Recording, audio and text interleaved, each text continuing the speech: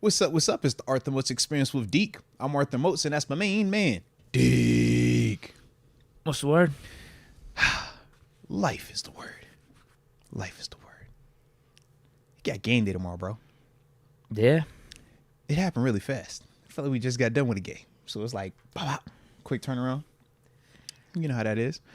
So I wish I was going to be down there, but it's supposed to be cold. I'm a sellout. I'm a corporate stooge these days. That's what they're saying to me. Ain't nothing wrong with that, man. I mean, the way that you've upped your appearance game, man, I could understand why they would be looking at you as a corporate sellout now. Because they just hate. You used to not wear Timberlands and nice denim in here and fresh flannels and all this stuff. Like, you used to, come in here with like some ball and shorts or maybe some Crocs, some, crew socks, and who knows what up top. Maybe the flannel too. I still like those type of fits. But now you just look more like established. Like you just got done being an architect at somebody's like fancy big building project. You like, damn, hold on, I'm not getting dirty now. I'm not brick laying nothing. But I'm gonna come in here. Yeah, you the blueprint guy. You the guy like, hold on, man. That's not up to code right there, bro. Like you got that type of fit right now. Just project manager Deke. That's you should be called, bro. Yeah, it's tough. I'm seeing us on the screen right now. Yeah, man. They don't get to see the bottom half of the fit because it really does put it all together. I know. They don't understand. I said, the black denim with the fresh Timbos in here. Like, I don't think I've ever seen you in a pair of Timberlands, bro. If we be, I just got them for the fall. Oh, I was about to say, I don't think I've ever seen you in those, bro. For the fall and winter. But it's and fire, these were though, probably the freshest things I could find. Fire. I think because I've never seen you in Timbs, I think that's what threw me off. Like, you really got Timbs on. It was like, between these. Respect. You'll like this. It was between these and the LeBron Zoom Generation 1 Wheats. Ooh. The problem with the Zoom Generations, those are actual shoes. Yeah. I don't think they do me good in the winter. Yeah. Like some of the Jordans, I know they'll do like the winterized bottom so you can have a little bit more traction. But yeah, that's just the wheat. That's a suggestion to Nike right there. Sneaker. That's what they should do. I'm with you. They should winterize those LeBron Wheats. I would totally copy, bro. I would totally copy that, bro. I'd sell these and get those. Yeah. Dang, bro, that's fire. Darnell Thornton said you the building inspector. Yeah, I can see the building. Rashawn Jones, man, you out of pocket. He said you the Pornhub plumber. Lord. I was the Canada play call inspector a couple weeks ago. You were? Yeah, I did a whole Big Deep News bit on the final Ravens play. The Kenny touchdown to Pickens. It was like, who really called the play? Yeah. There's all this information coming from all different places. Yeah. No, I like that, bro. I like that, man. But no, you sharp, I called bro. myself Ace Deke Tora. Ace play call detective. Let's get it. I like your energy, bro. I like your energy. Yeah. But no, man, you look sharp, though, man. You look real sharp, man. So, yeah, don't let them hate on you, man. And Leah Warren also called you out. She says you used to show the taco meat. You right. You got an extra button up, it look like, bro. Like, dang. It's cold out. Oh, okay. Respect. I can understand that. It is actually pretty cold out today. You said I broke out the big boy hat. I don't want to be cold. I'm really soft in my retired years. I don't do cold, man. But shoot, man. How was your night? Halloween? Did you do anything cool, man? Any festivities? No. Well, kind of. Oh, okay. Hey, no. Neighbors typically do a little cookout. Respect. Tents up, fire, people gather around. So that was nice. Stopped over for that for like an hour or so. Okay. Fire was awesome. And went from there, had band practice for the new band. Let's go. Worked on some originals. We got some heat. We got some heat. Y'all said originals. Yeah. Who got a songwriter in the building? We all do. Okay. We all mess around with it. Respect. Yeah, so we just finished up our 4th song. And we got 2 more in the works. Yeah. So yeah, maybe within the year we'll have a little EP or something. Let's go. All comes down to the recording process and if we get a good guy to produce it. Bro, that's hard though, man. It's fun. That's been fun. Hard. So which one do you like better? That's how I spent the Halloween. Do you like the creating the song or do you like covering songs? That's a great question. I like them both. They're different. I think they catch a different side of you. Okay. Because playing the cover, especially live. I mean, that's going to get the people going. Yeah. And you feed off that. But there's something about just making your own music, putting your own stamp on this world. Bro. Yeah. So, it's both. I like them both. I think if you could only... I don't know. Ask me about this again, maybe 6 months from now. All right. Respect. Because I was gonna say, is there a preference? I'm still early in the creating your song process right now. All right. Respect. Maybe ask me down the line, like, which I prefer. Like, if I had to get rid of one. Yeah. Because I always think that's like, that's one of the things of like, one you're creating your own, whereas the other one, you are putting your own spin on something that was already out there. Right. But at times, we know remixes or even remakes sometimes are better than the originals, whether that's in music or in entertainment. So, you know, it just had me wondering, you know what I mean? So salute you, appreciate the questions. Yeah, man. I saw you were Spider-Man yesterday. You know, man, Friendly Neighborhood Spider-Man had to pull up, man. Shout out to Lil G. It was his idea. Right now, I let him drive the ship. I'm like, what are we this year? So you're all in on it? It's not like he has to sell you. Come on, Dad. Come on, please. No. See, because I told you, like, growing up, man, both my parents pastors, right? So we used to really never celebrate Halloween like that. I probably got like 1 or 2 real life where I dressed up as a kid Halloweens. Everything else is what we call trunk or treat or Hallelujah harvest. We go to the bowling alley. I grew up in the church too. You know what I'm saying? Exactly we park in the church parking lot. Yep. It's like, so, and even your costumes is like, bro, your costume ain't really no real costume. You know that. So Halloween, it was always one of them holidays that I was like, dang, man, I ain't even allowed to like this. You were like Squidward in the meme. Yeah, where because SpongeBob and Patrick were having a good time. As a, growing up in the church, I'm like, we not even allowed to like that holiday. You dig? So I was like, yo, but now as an adult, I'm like, hey, now wait a minute, okay? So I thoroughly enjoy the dressing up portion of Halloween. I thoroughly enjoy walking around. As y'all see, we dropped the vid. You know what I'm saying? Yeah, just what I do, man. So I just need direction. I was like, yo, let me know what is the theme this year. And I can't wait to get in the costume. Couldn't wait. I was glad that, like I said, man, when you work out throughout the year, it's for moments like that. I'm like, yo, just make sure you can fit the spandex, bro. If you can fit the spandex, we win it. So I passed my test. That was my exam for the year. I'm good now. All right. Time to pick back out. Oh, yeah. You were good. You were good. No beard gut or anything? Yeah, I felt good. I felt good. You know what I'm saying? It zipped up. I could move. I was wiggling. I was like, all right, this is vibe right here. So, yeah, that felt good, man. But no, it was a vibe, man. Had the fan with me, man, trick or treat, man, get our steps in and stuff like that. And like I said, have some fun, man. Did your kids get loaded up with candy? They did. That's what I'm hearing. Is this a new Gen Z thing now? Bro. Because at this cookout, like some of the parents were saying around the fire, like, yeah, our kids came home and looked like Santa Claus. I swear, bro. But this is the funny part, right? So when we talk about perception versus reality, if you go on social media right now, the perception is, man, didn't nobody come through and take any of our candy. Dang, man, we had a whole bowl out here. Nobody got nothing. I keep seeing these pop up. I'm like, bro, we had candy left over, but it won't like nobody was taking candy. I'm like, bro, they still ransacked the spot, bro. You know how that go. And I'm looking at little G. G at the end of the night, he talking about some, Dad, I can't even hold my bag. Can I just drag it? I'm like, no, if you can't hold your bag, then that means you got too much daggone candy in your bag, all right? That's the rule. If you can't hold your candy bag, you put some back, man. So, yeah. But that was definitely a vibe, though, bro. It was definitely a good time. Heck yeah, man. And then I had to teach them all taxes. You know that. Teach them all taxes. Whatever candy you got, just know I'm Uncle Sam. What'd you take? A little 10%? Oh, so you didn't take any for yourself? You don't want to be that guy?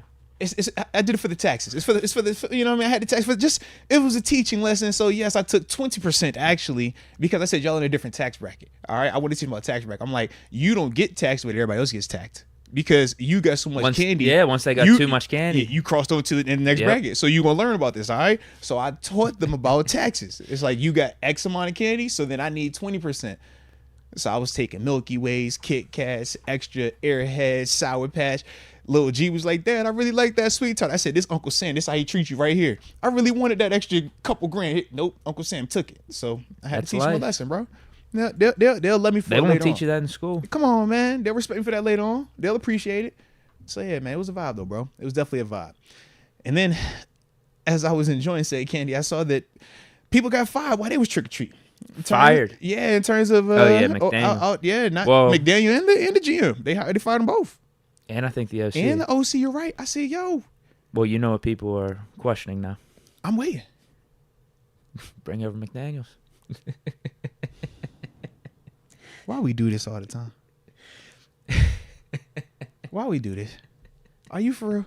And Deke, I know you're for real. That's the problem. Because you laughing. I know you're for real. Why are they like this, Deke? Offensive assistant, maybe? Deke, why?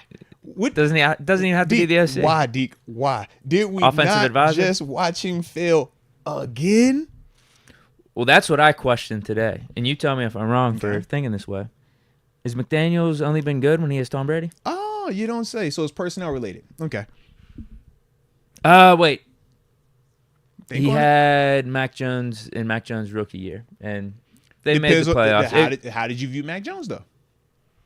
Well, that's been Mac Jones' best season. That was his best year. Yeah. His Pro Bowl season, right? At least it was a decent offense. Where he's been bad with the Broncos, he's been bad with the Raiders. I'm saying, if the only experience you've seen of McDaniels was that first season with Mac Jones, is that enough? Am I wrong? I think that's it. Fair enough, right? I'm not even looking into it even further. I'm just going to give that and say, yep, sure. If that successful year, right? That was because it was successful. We had a Pro Bowl quarterback, right? So either way, we still deem that as successful, right? Yeah. Pro Bowl quarterback, playoff team. How did you feel about that though? Like, would that have sold you on him as like, you feel like he's the whisperer, he's the guy? If you take out of all the Tom Brady years, right? No, because it's part of my. I get it though. I promise I do, because right now where we're at with Canada, I know, man, everybody that pops up is gonna legitimately be a conversation because we've at least seen some form of success. But at the same time, there is still context with said success for certain people, specifically this guy. Because now we're starting to look at it again, and it's like, all right, this is not the first time we've seen this scenario happen for you and it didn't work out. So how many times do we keep believing that, all right, yeah, it's gonna work? Or do we say, man, when you have Tom Brady and that type of personnel, hey, man, it can make everybody look a lot better. Now, I do think there is something to being a better coordinator than head coach, and that seems to be McDaniels' path. Or at least that's now what you say, right? Now I'm just questioning how good is he as an OC really, and maybe we won't find that out until he gets another OC job and he doesn't have Tom Brady for multiple years. I'm sure he'll get a chance somewhere. Bro, the thing that killed me, did you see the quote when Josh Jacobs was And hell, asked? I mean, if it's in the offseason and we fire Canada, yeah, I'd put him in the mix. I'm not saying he'd be our top candidate, but I'm with it. It's just when I listen to Josh Jacobs and they ask him in terms of the offense, what could they do? And he's like, yo, that ain't my job. Just like, dude, if we talk about losing locker rooms, if we talk about the relationship, if we talk about that dynamic, I'm like, we've never had that even with Mad Canada. It's not even close to that. We've heard DJ come up here and actually swear in his defense. We've heard Claypool say he wants more verticals. You know what I'm saying? That's about it, really. Yeah, and it was Claypool. Bro, Claypool pump faked me too. I just want to let you know that. You know, Dolphins won last game, right? He dropped the IG post with like multiple picks. I thought that he cooked. Man, they said he had one catch for like 15 yards. I was like, yo, why y'all playing with me like that, man? But no, man. That's a first step in the right direction for him breaking the Claypool curse. It is. But you know, they oversold me, though. They was like, yo, told you, bro, this the one for him. I'm like, what? I'm like, man, all right. Y'all keep playing, man. All right. But how you feeling, though, man? About McDaniels? Yeah. Because like I said, that's how I look at it. At this point, I don't like the retreading. We're 2 weeks removed from the bye. I thought our offense did good things these last 2 weeks. I think you just got to finish it out with Canada. Again, I'm not going to be happy if the offense starts sucking again. I probably will say fire Canada, but you're just in too deep right now for any of that. Too late. Bye was the time to do it, I thought. And the offense improved these last 2 weeks. Rams game, I thought Canada did a good job, and I thought even Jaguars game, Canada dialed up some good stuff. That was a player problem. No, for sure. Does it concern you at all with the talent that was in Vegas, though, compared to the talent that's here? I mean, just in the sense of, right, we would say that Devontae Adams way further along than any of our receivers right now. Josh Jacobs further along or more established than our running back room. Heck, you can make a case that Jimmy G obviously is further along than Mitch or Kenny. Any of that would concern you in terms of if he couldn't make that type of situation out there work? Sure. That's what I'm saying. If we don't have Canada, if we got rid of him, whether it was mid-season or after the season, I don't know if I'd have him as one of my top candidates. I think I would want to talk to him. Yeah. I throw him in the mix. Throw him in the mix of like 4, 5, 6 guys. But it's like if I'm leaning, like I always say to myself, who are my front runners? And Byron Leftwich is like one of my front runners, personally, right? I'd have like him, Kingsbury. Yeah, so I'm like, do I view McDaniels over Leftwich over a Kingsbury type personally? I can't say that. I don't. Yeah. I'm even more open to Kingsbury as a OC because I've never seen it at this level. So it's like, I don't know. Maybe it was just the head coaching part was just too much for you. Now, and I feel like those Cardinals offenses were better than any of these Raiders offenses, at least. Yes, whereas when I look at McDaniels, I'm like, once again, the common denominator in your success has been New England, but specifically Brady. The Mac Jones year was cool, but that doesn't sell me more than Kingsbury or Leftwich right now. But I kind of like, those are like how when I think of any of these new names that might pop up, or in this case, a reoccurring name, right? It's like, man, do I like them over these two type of dudes in terms of offseason specifically? Like I said, I don't want to touch anything right now. We're in the heart of it right now. But offseason, yeah, I can even admit that. It's probably not the wisest move. Who else would be in I mean, we've mentioned. How about Todd Haley? Bring him back. Yeah, and the thing with McDaniels, too, he was technically a head coach, so he wasn't as heavy in the conversation prior to him being fired. So I'm sure there's going to be some other or offensive-minded dude or something that's going to become available that would also become a part of this conversation. Frank Reich keeps losing down in Carolina. It's just right now they're not, right? Because they're in the middle of the season. But I'm sure it's going to be other names that pop up. Maybe we just skip a step. We should get like the assistant QB coach, whoever's under McVay or Shanahan right now. Before they just go ahead and get to it. Right. Before they move up and BOC, get him as the QB coach, or get him on the low right now. Yeah. And that's something the Steelers would probably want to do because we wouldn't have to pay the guys much. Oh no, they definitely would, and it sticks with their model of build within, promote from within. Yeah, just skip a step. Get a guy under that tree though, somewhere. I don't care where it is. QB coach, double offensive assistant. Now, Ryan McPherson says no to Cliff Kingsbury. He says Cliff is a younger Matt Canada when it comes to play calling. Cliff runs a college-style offense. He's had way more success than Canada in college. And then I'd even say in the pros as a head coach. Like those Arizona offenses weren't bad. Yeah. They would start collapsing. I wouldn't even say in particular the offense. But the team would start collapsing late in the season, and they either go 8-8, miss the playoffs, or they got bounced in the first round against the Rams. I think that was the Rams Super Bowl run, right? Mm-hmm. Kingsbury just has a better track record as an offensive dude, play caller, whether college or pros. Period. I would agree. Period.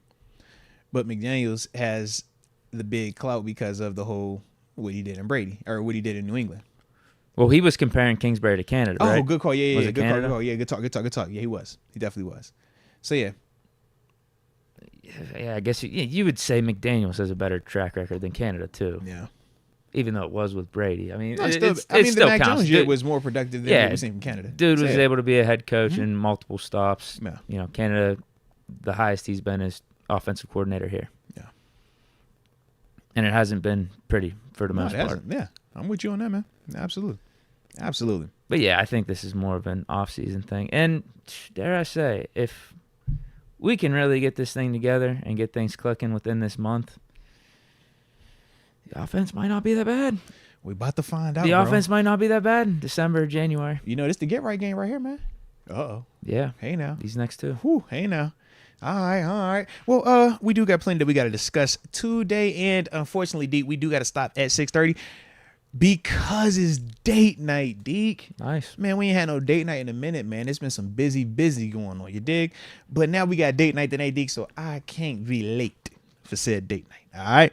So we let y'all know early. So with that being the case, let's start the show like how we always do. Let us know where you are tuning in from in the comment section, and we'll give you those big boy shout outs to start today's show. And please don't forget to hit that like button one time for the culture and subscribe if you have not done so just yet. Jay Ramos tuning in from the 951 Riverside, California. All these franchises with head coaching issues, but then the Steeler Nation wants to complain about Coach T. Appreciate what you have. I mean, you know, I agree with you in terms of that. I know some people will say that's settling, but I don't think that that's actually that. But I do agree with you. Especially not at this point. Yeah. Midway through our rebuild, what is it? It's been a year and a half after Big Ben, our franchise court. It's too early for that. Tomlin has earned at least the benefit of the doubt. I think it would be stupid to jump ship, particularly now. Again, if we fall flat on our face and miss the playoffs, you know, go 7-10, 8-9, like you said, then it becomes a legit conversation. But you said flat on their face, right? Yeah. We have never seen them fall flat on their face under Coach Tomlin. They've literally under Coach Tomlin have had playoffs on the line every single last game of the year. Think about it, man. Every single last game of the year. We have never walked in under Coach Tomlin. We have never came into the final game of the season like, yep, it's already done, guys. We won't have a chance today. Don't matter. We just playing to play today. Like, that matters. Yeah. At this level, that means you are literally, I don't care about no losing seasons. You're telling me you got a chance to be in the dance, the final 8, the final 9 every single year. That's what we're talking about under his tenure. So that's why I said I agree with what my man has said. Because, yeah, it's true, bro. And I understand we want more big winning. We want more deep playoff runs. Who doesn't? But I think there is some layers to what has happened over the last, 5 or 6 years. Yeah, that's the context part, too, though. There is some layers. I mean, you do got to take into account Ben retired, so there should be a little bit of an understanding period. Maybe. Think about it, Deke. I don't want that necessarily. How many years has it been since he's retired?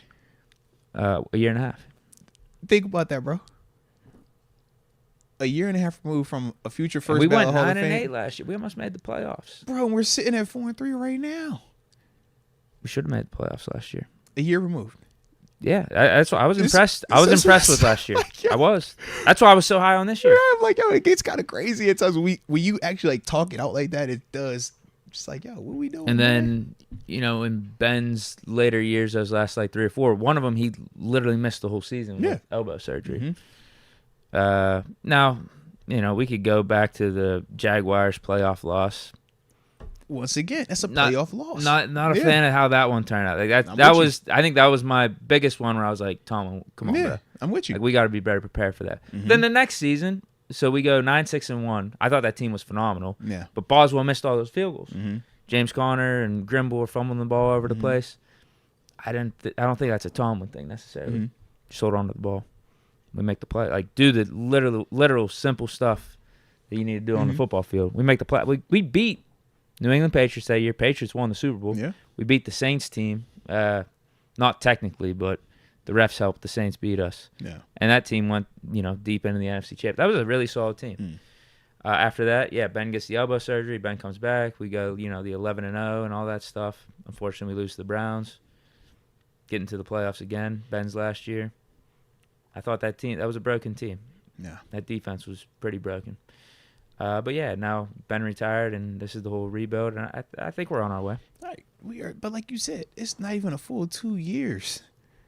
It's just like, man, are we what type of expectation do we really have for whoever is here? If this is what we saying isn't acceptable, not even 2 years removed from this type of scenario. Again, I think it's a legit conversation depending on how this year finishes out. But I'm with you. I expect us to be in the mix for the playoffs, even for the division down the stretch. I don't see why not. The schedule's easy. Why not? And it feels like we were doing some better things on offense after the bye. Unfortunately, Kenny just got hurt. Yeah. We were in the mix last year with a worse situation. Absolutely. That's what I'm saying. 2-6 after the bye. Okay. I don't know which schedule was harder down the stretch, last year's or this year, which one was harder or easier. But either way, I like our chances. You know what makes the game easy? When you go out there and win. Then they be saying them games is easy, so it ain't gonna matter. Right. Even though I think we were underdogs in all those games that we went on that 7-2 run. Outside of maybe the Bengals or maybe the Ravens, I think we were underdogs for all of them. I'm sorry. Ravens did. I'm sorry, I flipped that. No. Yeah, probably most of them were underdogs then. I think the only one might have been Atlanta. Those might have been. I guess what I was trying to say. Those were maybe even bigger underdogs. Oh yeah. Than just being a point or two. Yeah, respect. But yeah, maybe the Atlanta one or Indy. I say either Atlanta or Carolina, maybe one of them. But Carolina, we're going with the backup quarterback. So right, exactly. I don't know. Yeah. Away too. Mm-hmm. All right, let me get some of these shout outs. Dominic Balish, 352, just outside of Orlando, Florida. All right, shout out to just outside Orlando, Florida. Man, I was looking at Orlando, Florida the other day. Get a house? No, Disney Christmas, man. Oh, really? I was thinking about it because I'm big on Christmas, bro. It's weird. I'm big on Halloween. I'm big on Christmas. But I've always wanted to do a Disney Christmas. And I was just flirting with it. I'm looking at it. I don't know if it's going to happen, though. Just not the year? Well, maybe down the line? Initially, it was. And then Travis Scott is coming to Pittsburgh in December. Oh, wow. Yeah. So I'm like, oh gosh, all right. Yeah, you catch my drift. I'm like, dang, do we want to do all that? We're still doing the house. Either one. You feel me? It's like a lot going on. Whichever one you do or don't do, you should be able to do the other one down the line. No. See, we've already did the Travis Scott tickets. I couldn't help myself. You see what I'm saying? So now I'm like, do we want to be like all the way most you kind of wild in the day, or is it like, are we going to be, you know, more buttoned up and just maybe push it to a different year? That's you know, it's that type of vibe right now. Okay. Travis Scott tickets would be the same week you're down in Disney. No, it's just the Travis Scott was a big thing. Okay. You see just a big December. Yeah, that'd be a big December. You catch my drift. I think you just got to go yellow. That's my advice. F it, we ball. Let's go. Yeah, man. I'm like, dang, bro. Like, we can't do that. Do that. That's a lot. We do that. Like, Lord, that's a lot, bro. That's a lot. That's all. You know. So that's kind of where we are right now. But I do, like, I was really thinking about the Disney. I've been looking. I'm like, bro, I just want the fireworks and the whole Disney, you know, Mickey with the ears, the Christmas theme Mickey, though, bro. I think it'd be fire. And I see people take pictures doing that type of stuff, so that's why I make me want to do it. John Easton, 412 Crafton, first snow today. Yeah. I saw it last night even. It wasn't laying, though. Yeah. Shout out to melting as soon as it hit the ground. See, Batch was the only reason why I knew it was snowing, man. I opened up my social media, and here I go seeing big old C Bash with the big old smile in the hat. Oh, snow. I'm like, God, dog, it already. Here we go. It makes sense because it did feel, whenever I stepped outside last night, and even today, it did feel colder than like 45 or 50. Bro. I was wondering what was going on. It says it's 45 today. I swear it's not 45, bro. It feels like 20 out times, man. Yeah, it's cool. I literally you see I got the big hat on. Like, I only break out this when it's below 30. All right? Mostly don't do cold. So, yeah, man, it's real out there. I'm just glad last night it wasn't all the way there when I was outside. But it did get pretty cold. Jay Green, 702 Vegas, baby. Let's win this week. Let's do it, man. Like Al Davis say. All right, actually, we don't want to talk about him right now. So, yeah, we just going to win. We don't care about them. Devin Harding, 412, The Rocks. Shout out to The Rocks, baby. Let's get it. Quan Summer, 323, Watts, California. All right, let me tap in for the rest of these here real quick, dude, because we got Richard Arbizo sitting in front of 310 Carson, California. Shout out for the 85-degree fall season we got going on. Shaking my head. Now, I salute you on that one, man. I know you're enjoying that. Donald Copeland says the snow today was annoying. I can understand that, but shout out to Gerard Green. Tuning in from the 702 Vegas, baby. Let's win this week, and I feel you on that. And then I will finish it with, actually, I got the final two. I think Michael G, tuning in from the 407 Orlando, go Steelers. And then the homie Daryl Slike, tuning in from the 757 Hampton, Virginia. Welcome to the Steelers of the late 80s, is what he says. Now, in the late 80s, that's the Rod Woodson, the Greg Lloyds, the Kevin Greens. That was like 90s. So who was late 80s? So it was 80s, is that like Yancey Thigpen? Yeah, I don't even think that.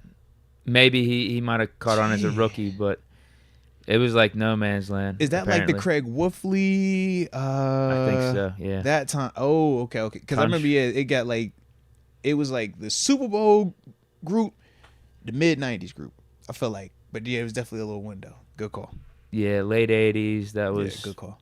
The late stages of Chuck Noll. I think he was consistently hovering around like 500. Yeah. They had one last run. I believe it was 84. Went to an AFC Championship game. Went up against Dan Marino, the guy that we passed on. And I think he let us up. They won. They went to the Super Bowl, and then Dan Marino got smoked in the Super Bowl. But after that, I don't think we were in like serious contention for the rest of the 80s. Yeah.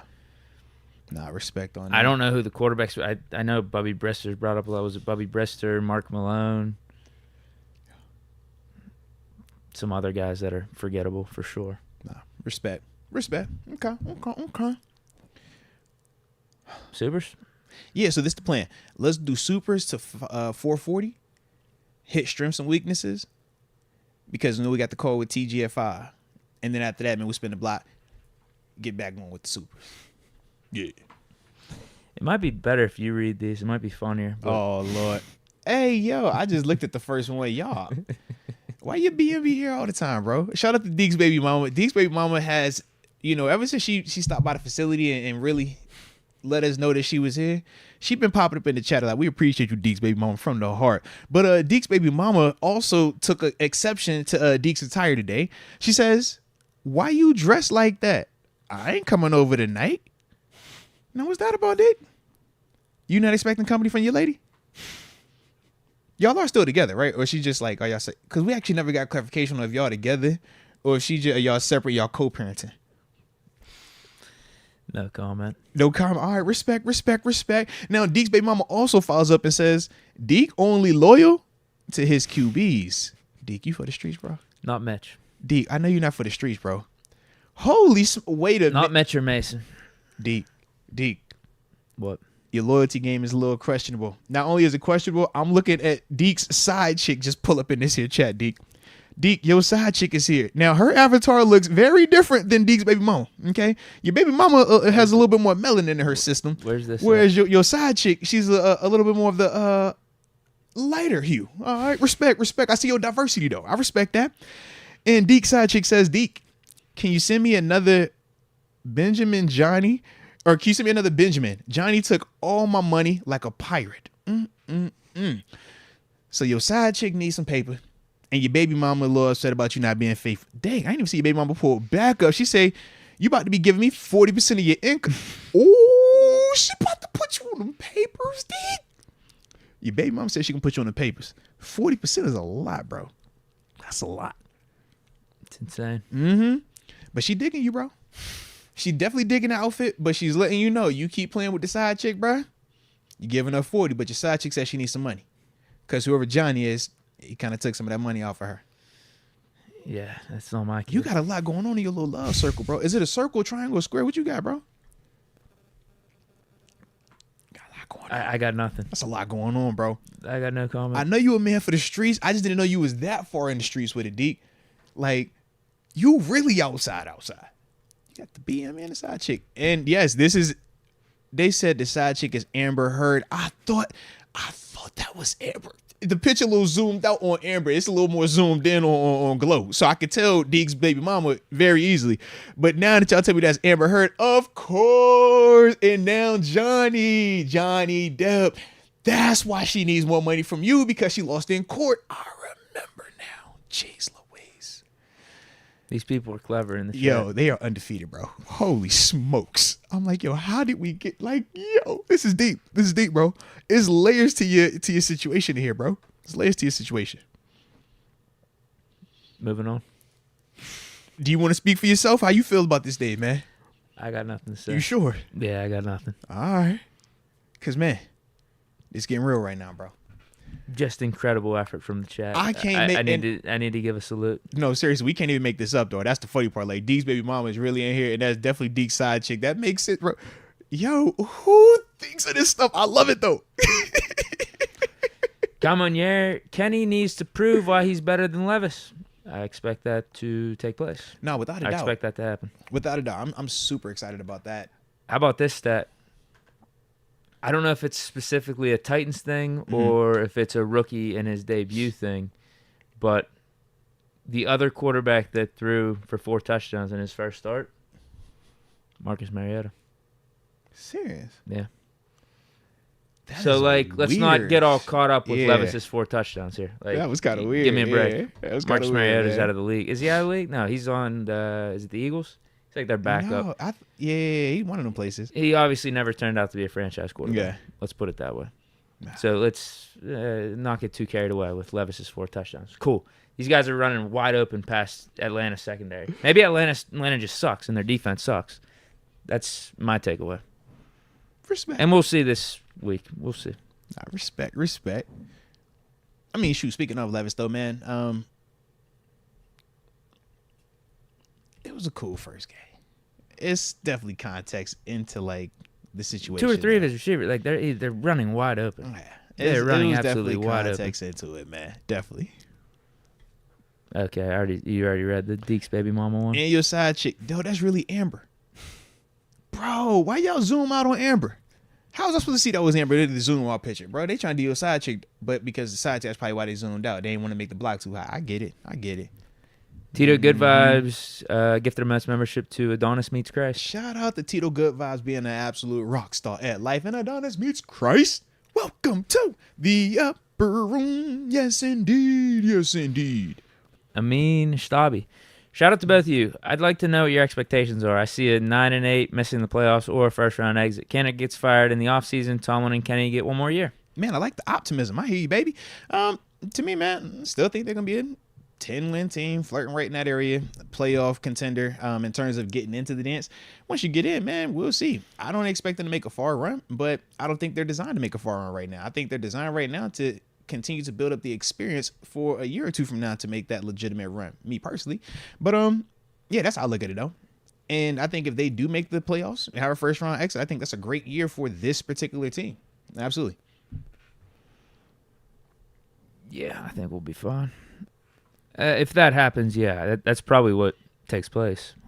You run it with Tomlin and Kenny, and Canada will be gone, and we'll bring in a new guy, and you see how next season goes. But no, I do think I'm with you. We're going to be in the playoff mix. I think we're still going to be in the division mix. That's what I'm saying. I'm like, have you been looking around? Let's go, UW. Watch for Mizzou's OC this offseason. Ooh, okay. Let's go. UW and TG are always on top of things. College football. They got the college friend. I like that right there. Let's go. UW says, I swear if this game turns into the Texans game. Yeah, it won't be a good Friday for me. Yeah, I would agree, man. I would agree. I don't want that. I don't want that either. That'd suck, actually. I can't see it happening that way. I can't. Yeah, I think that would suck, bro. Titan-style offense is just different than the Texans. Texans is almost like the 49ers, and that's what killed us in week 1. I just don't see it happening. Adrian Bustamante, all we got to do is calm down last season.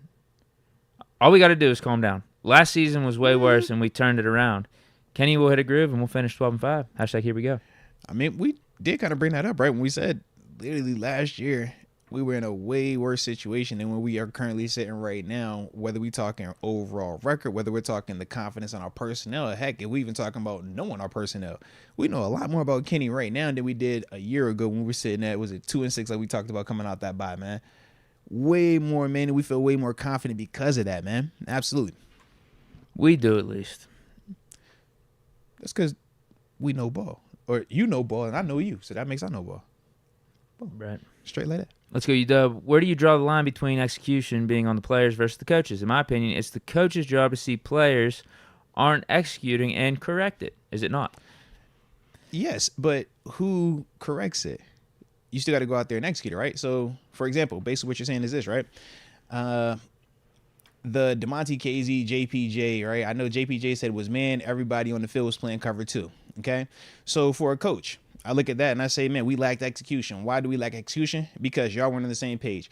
You're playing cover 2, but you're telling me you're playing man. So either you don't know or you're not talented enough to execute this principle. But this JPJ we're talking about. So for the coach, do you pull JPJ off and say, Levi Wallace and Pat P, y'all go back out there?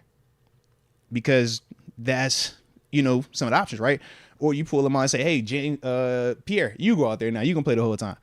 It isn't that simple. You got to work with the pieces that you have. So when we're talking about the execution, yeah, you hear me come in here and tell you exactly what is right and what is wrong.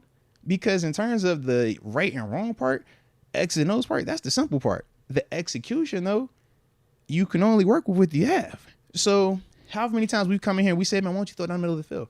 Why don't you call this play over here? Why don't you call that play over there? And it will pull up and it'd be a clip of like Kenny. And we're like, dang, it was available, but he missed it, right? It was available, but that.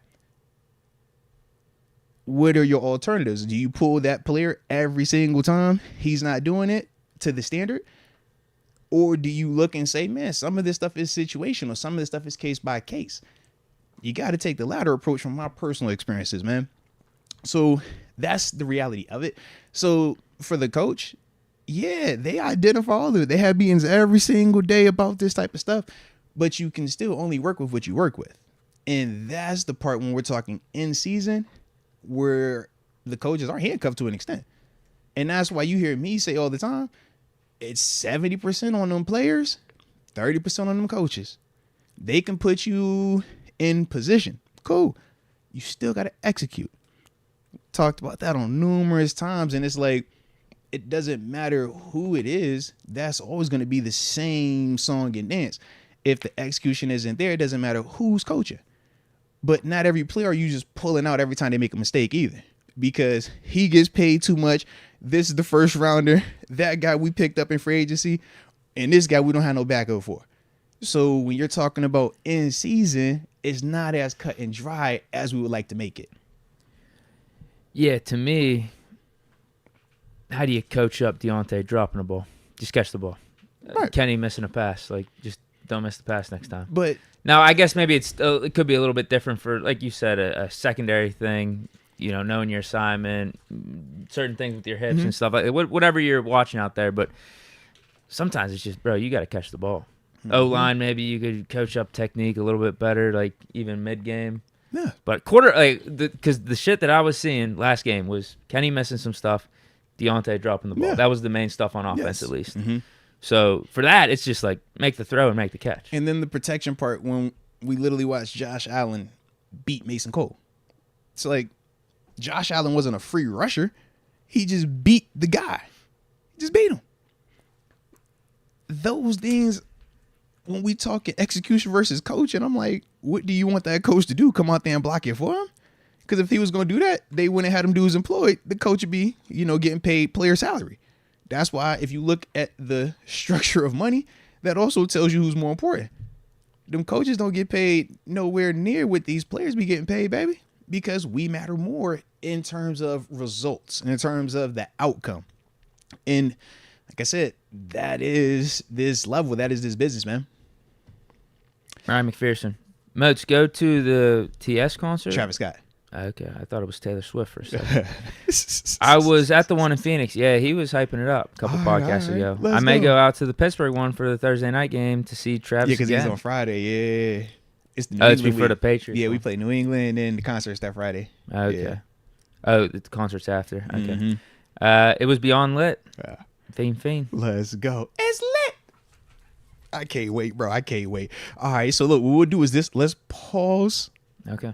On the supers real quick, so we can at least get strengths, weaknesses on the front end of this thing, because TG probably gonna hit us with that. Yo, give me like 5 more minutes. Sure. So yeah, but do want to talk strengths, weaknesses on the front end of this thing about these here Tennessee Titans, man. Some of the things that like I said, they're doing well, man, and what they struggle with. So y'all hit that like button on the front of this thing, and don't forget to subscribe if you have not done so just yet. But a couple of strengths, man, when I'm looking at this team. Number one, I look at Derrick Henry, and obviously we know him as the player. It's like, oh, as big as Derrick Henry, right? But I just think of like the effect that he has on the game. Their offense goes because of him. Will Levis's success, 90% him. I look at DeAndre Hopkins as doing the other part.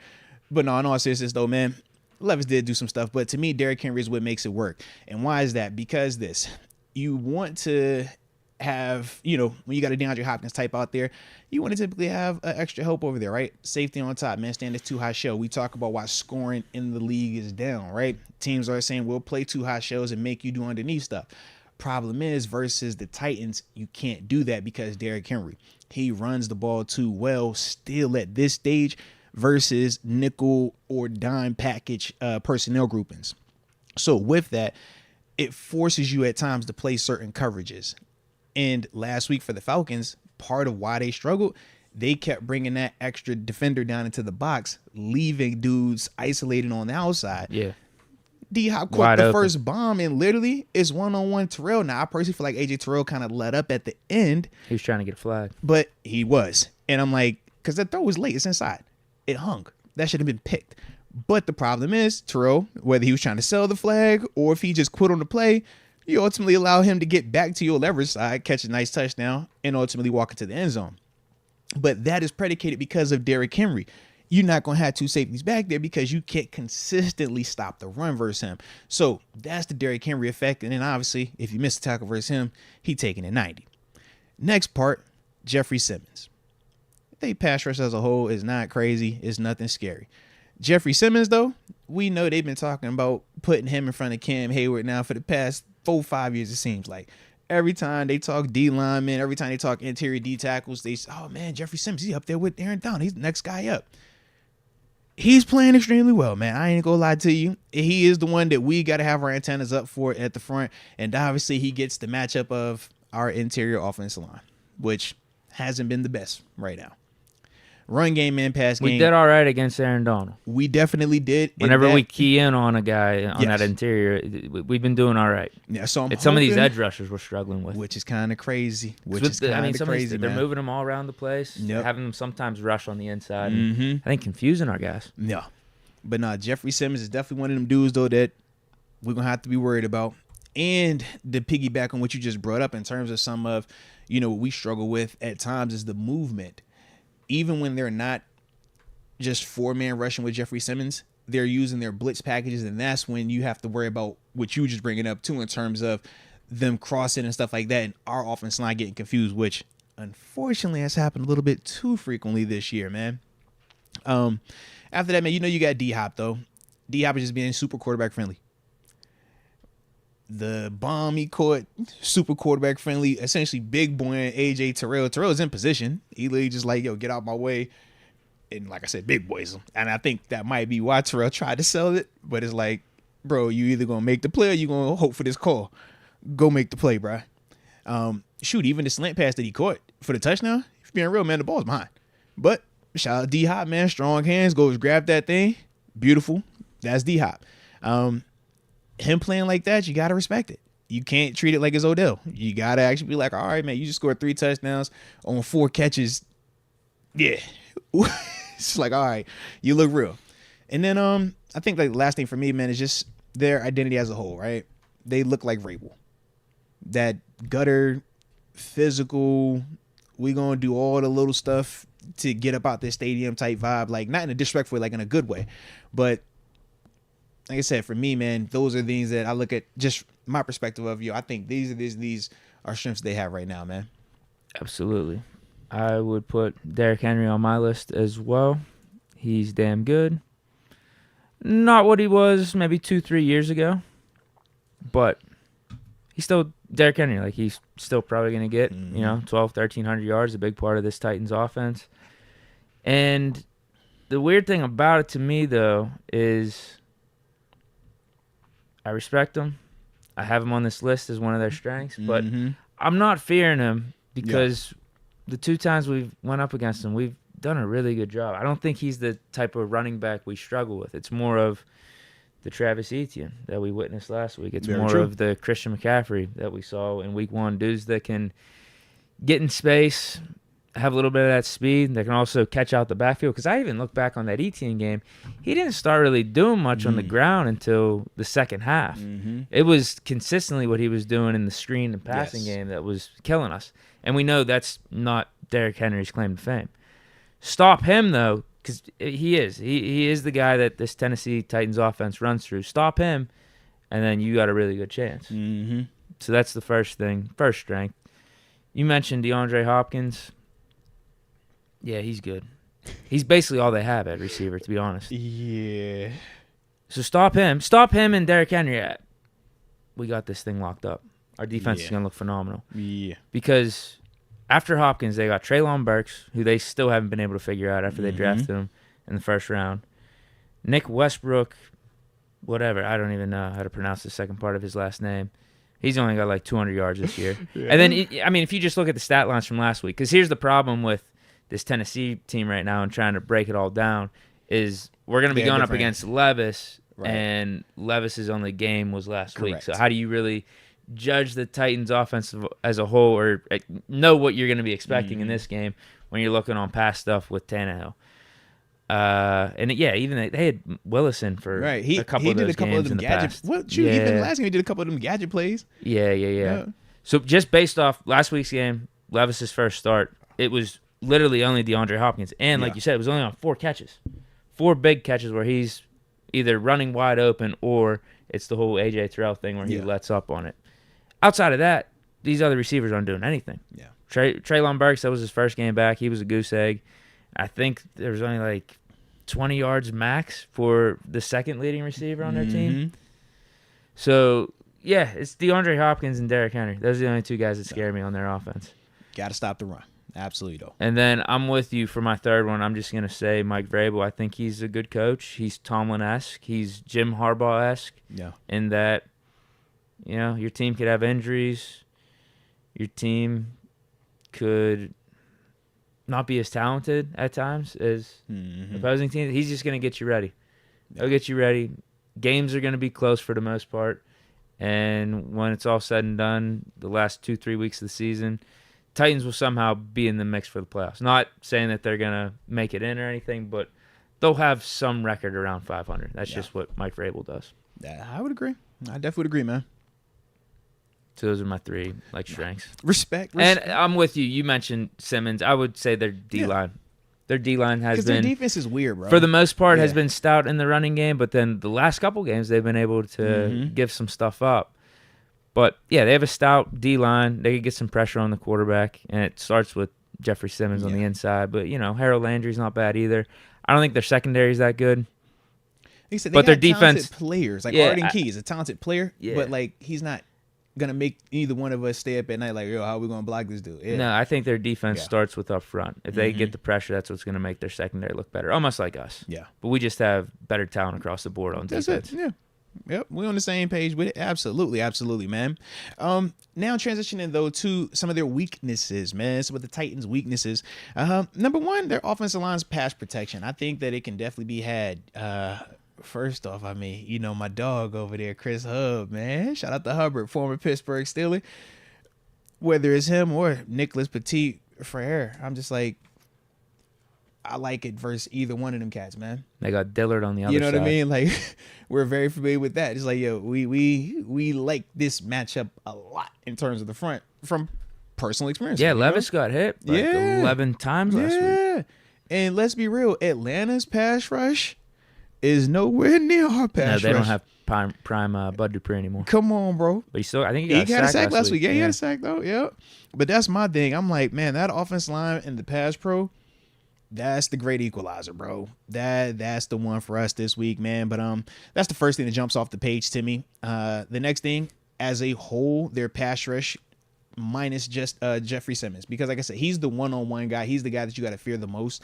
The rest of it, it's literally you just got to communicate, man. Now, granted, part of our issue offensively up front has been the communication, but this is one of the ones where it's like, yo, if we're just on the same page, they aren't hard to block. You just can't let them run free because you're confusing it. You see what I mean? And those are certain things, and offensive line wise, they know certain things that you could do to ultimately dumb it down so you don't have as much confusion, but it's not optimal in terms of some of the matchups it creates. But there are multiple things that we can do, and we obviously know if they wanted to, not saying that they would, but if they wanted to, they could even change some personnel. You still have a Broderick Jones available to you. If they ever want to put him out there, you get that chance too. You know what I mean? So it's like you got a couple of options in the bank, but as a whole, this pass rush should not do what we have seen happen to us at times. Now, Jeffrey Simmons is good. He's the one you got to worry about. But as a whole, we should be able to handle this. And then lastly, man, I think their secondary, you can get after it. Now, they got good players, but it almost reminds me of last week. I don't want to call it the Hope secondary because we obviously saw how that turned out. But as a whole, they got lucky. Kenny got hurt. That's all I'm going to say. Fair enough there. Because as a whole, I'm like, I look at this secondary the same way I looked at last week's secondary. I'm like, yo, you got some good people over there. I like Elijah Molden. Obviously, I know Terrell Edmonds. He's their dime corner. He's the fourth guy that comes in. Like I said, got some cool pieces, but no. They not like that on that back end, man. Like Sean Murphy-Bunting, good player. Deke, if I was saying, man, George Pickens, I go against Sean Murphy-Bunting, how you feeling about that? You're completely fine. You see what I'm saying? Yeah. Hey, Deke. He got to go versus Christian Folk. Yeah, like he'd be a good CB2 or CB3 on any given team for the most part. Yeah, but that's the difference. They don't have the alpha right now. And then when you move on from Kevin Byard, who to me is one of them top tier safeties in this league, ball hawking safeties, now you've created another void. So to me, I do feel like we should be able to take advantage. of their secondary, man, from a passing perspective. So, like I said, those are the things that I looked at as weaknesses for them, though, man. With all due respect. Here it is. The team pretty much sucks outside of Derrick Henry and DeAndre Hopkins. On offense. So that's a weakness. I knew he was going to. I know it. Like you said, their O-line's not that good. I was trying to be respectful, bro. You see how I was over here trying to be as respectful as I could be, bro. TJ and Highsmith should tee off against these guys, and Cam Hayward comes back. Hey, look. Him, Ogunjobi, Benton on the inside. Is it bad? I don't really see any issues Is here. it bad, Hub, my dog? I'm like, I don't want Hub out there because I don't want Hub to get – I don't want that on his tape. But I feel like they're going to have Hub out there and it's going to get on his tape because he got to block TJ. We're very familiar with Hub, bro. Love Hub. Very familiar with him, though, man. You know, we're probably going to do this game because of Derrick Henry. I think we're going to rover TJ or Highsmith a little bit on the inside. Well, that's what we've done before. We've done that before, especially versus the run. Now, I wonder how much we'll have to, though, because we haven't had a Landon Roberts either. Right. These are the best linebackers we've had in the last, 3-4 years. Because I'm like, part of that Bud Dupree, that TJ Watt walking around rovering and, denting the line was because we didn't have the LBs that were going to be coming downhill like that. So we essentially had to create a blitz. Yeah. Create a blitz and then say, LBs, y'all essentially react off of wherever he hits it at. Hopefully we don't have to do that now because, like I said, I feel like our LBs now more legitimate, more consistent. They have Okonkwo as their tight end one. Yeah.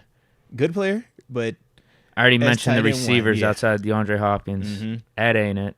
Yep. And their line. We should have no problems. And then defense, we already mentioned it. Like their secondary can be had. Not really worried about it. And it looks like I just checked out their update. Hub has been ruled out. So it probably would definitely. No, is that official? Yeah, I probably could have told you that because I saw that 5 minutes ago. Probably should have said something. Oh, what? I just didn't know if you knew something I didn't. Oh no, I just ain't updated yet. That's all. Yeah, all good. Yeah, that's my fault. Hey, no, think about it, bro. So for no, you're good. So for context purposes, also for this week, right? I know Kenny said he's gonna play and everything. All these injury reports are estimations. Nobody has actually practiced this week to give you context. For Tennessee and for Steelers, it's walkthroughs and they estimate who's available, who's not available. So earlier today, he was listed as questionable. Actually, it was at 2:00 he was listed as questionable. So yeah. All good on that. But glad that he's ruled out there. So now my dog ain't gonna have this on his tape. Even better. Yeah, true. Yeah, and D-Hop is still listed as questionable now. So yeah. He's gonna play. Well, we gonna find out. They say Kenny gonna play too. But I also want to know what does that mean though? Like, are you playing the full game or are you just starting it?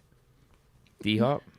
Both. Anybody that's listed as questionable coming to this game, man, you got to have legitimate questions about because you've never saw them practice. Is Kenny officially listed as questionable? I don't know. Kenny said he's playing. We just going off of what he said. Tomlin said game time decision. Yeah, we just going off of what he said. He's good to go. Okay. But like I said, this is what he said, man. Last thing I'll say for the weaknesses, Will Levis. Ooh. Congratulations. You had 4 touchdowns last week. Do it again. Uh-oh. Or not even do that. Just have success this week. Uh-oh. How many times have you mentioned it? It's hard to play in the NFL. Uh-oh. It's hard to keep it consistent. And we know Tomlin has a pretty damn good record against rookie quarterbacks. Yeah. And this is at home, and this is a night game. Mm-hmm. So all those factors are not in Will Levis' favor. Is it a color rush game, or is this a salute the service game? What's the theme this week? I haven't seen anything on color rush. Yeah. It should be a color rush game. This Usually feels like Thursday, one. right? Maybe it's just because we wore the color rush against the Titans on Thursday. What was it, 5-6 years ago? No, but usually on Thursdays, that's been like our theme right now, right? We've done it. Thursdays are the prime times. Well, we did it last year. I think it was only the Bengals game at home. What day was that, though? It was Sunday. Sunday? Okay. It was like a 4 o'clock game. I think it was in November. Usually we do color rush at least 2 times a year. That's fine. We were slacking last year. Only 1. What's up with that? We did the 70s throwbacks for the Franco game. So that might have been part of it then. Yeah. But yeah, Levis. All right. It was a cute little stat line you put up last week. Yeah, all right. We ain't tripping. But you have a lot of inexperience. Yeah. And I think there is a reason. I think it's a stupid reason. Don't get me wrong. I think there is a reason that Vrabel has been talking about Tannehill still being their starter if he was healthy. Okay, because I have been picking up some of that. I don't. What's your theory on it? I don't know. I think it's stupid. I think you saw Levis just throw 4 touchdowns. You stick with him. He's the guy you drafted almost with a first-round pick, early in the second round. Just stick with him, dude. I don't think Tannehill is that good to begin with, but he's having a worse season than even, like, Tannehill standards. Like 6 interceptions, something like that. Just roll with Levis. Okay.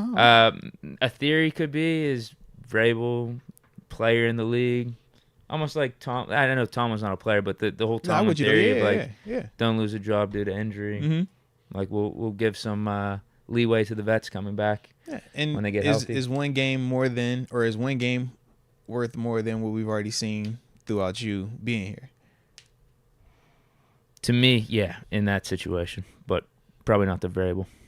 Just go with Levis. Oh, yeah. That's because as a team, I'm like, bro, I ain't following that, man. If that's how quick we moving it on, man, yeah.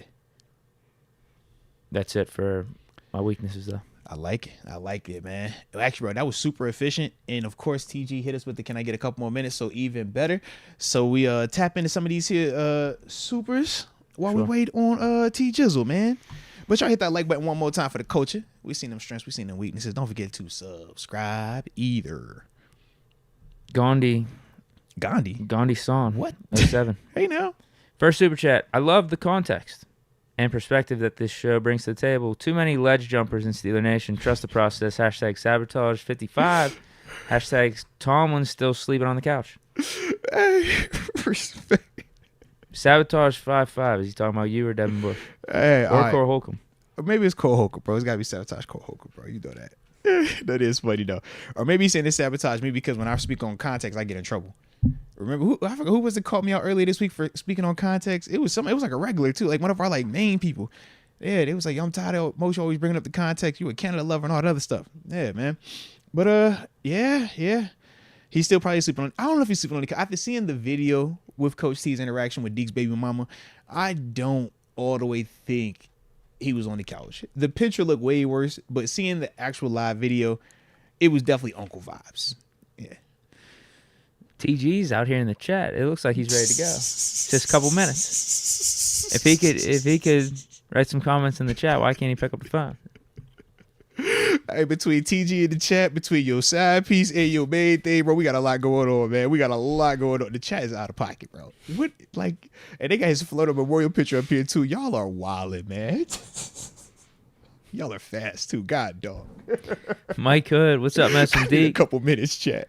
Just some support and a shout out to the Steelers fam in the chat. Also, the hat reminds me of Cousin Eddie when the shitter was full. Yeah. LOL, let's go. Here we go. Respect. This is my favorite toboggan. I like this. And I also just caught me a new one. I started to bring it in here, but I didn't think Deke was going to like the logo, so I was going to wait. I'm going to wait. Yeah, wait on that one. Yeah, you know what I'm saying? I'm going to see what the temperature is tomorrow or Friday. I tested it. But I was like, I ain't going to do it today. Not on the front end. Chill, man. So, I appreciate Maybe if the Bills can beat the Bengals on Sunday night. Maybe if they could do that, rock that on Monday. That's what it is. Don't give me, any hope. Don't tell me that's the vibe. They beat the Bengals. Oh, are you worried? No. I'm just saying, if you're saying that's the green light to come in here and some Bills stuff, as long as they got to do is beat the Bengals, I'm just saying you better be careful. We're not going to be happy about it, but it'll be nice that the Bills was doing a mercenary job for the Steelers. You might be like, bro, are you the mannequin? Like, did you just buy the team store and just put it all on today? Like, is that what happened today? Like, I just didn't know. No, we'll appreciate the Bills' mercenary effort for Sunday night. Oh, respect. Well, I'll see what they can do there. We'll see what they can do. And Quan, I appreciate they you got, as well. Douglas. What do you think of that move? I like the move a lot, man. Once again, what did I tell you, though? They're not in the market to just be sitting around with the corner that you and some of Steeler Nation were a little bit more hopeful I heard about. They were in on Jalen Johnson, too. You catch what I'm putting down. We were. Yeah. Unfortunately, we couldn't. I don't think the Bears are doing a deal with us ever again. So I think that has something to do with it. We swindled them. It happens. I wonder what they wanted. Some of the rumors I'm hearing, they wanted a second-round pick for Johnson. That seems way too steep. Plus, you're going to have to give him the contract. You're going to get 3 for $70 or something like that. Yeah. Yeah, and then you got to give him the contract. Mm-hmm. I would like to not give him the contract as soon as you get it, and that's not how the Steelers operate. Yeah, but it's not, yeah, see how he plays in our system and stuff. Because what if he sucks the rest of the year? I'm not shelling out big money. But the problem is, to make that trade, you got to already be committed to cutting the check. Yes, that's tough. Yeah. That's probably why the deal didn't get done. Mm-hmm. Like if it was maybe a third or definitely a fourth and on, I would take that risk. Yeah. But let's see what he does. And if he sucks, we can move on. I could live with not having a fourth. Yeah, taking that chance. But yeah, for Buffalo, definitely like the Rasul though. Rasul, that was clean. Vet, productive player, good player, third rounder. Mm-hmm. And you get a fifth back. Yeah. I saw that. Mm-hmm. Shoot, Chase Young went for a third yesterday too, didn't he? Yeah, it was a third. Yeah. That would have been too much for us. 1 year rental, being a depth guy. It's overkill. That's the problem. But at the same time, it's on your side of the ball that's the strength. So if you're gonna maybe I think we kind of talked about this, right? We're like, if you're gonna make a move this year and we're gonna give up assets, like much rather do it at the side of the ball where I'm like, we really gonna give us our best chance of winning. But I do personally think the Chase Young move would have been overkill now because we've already seen Golden, we've seen Herbert have success. Yeah, everybody's healthy, everybody's playing well. It was overkill. Yeah. Booyah, tuning in from the 651 Minnesota. It's a mother fudging birthday day. Let's go. It's his birthday.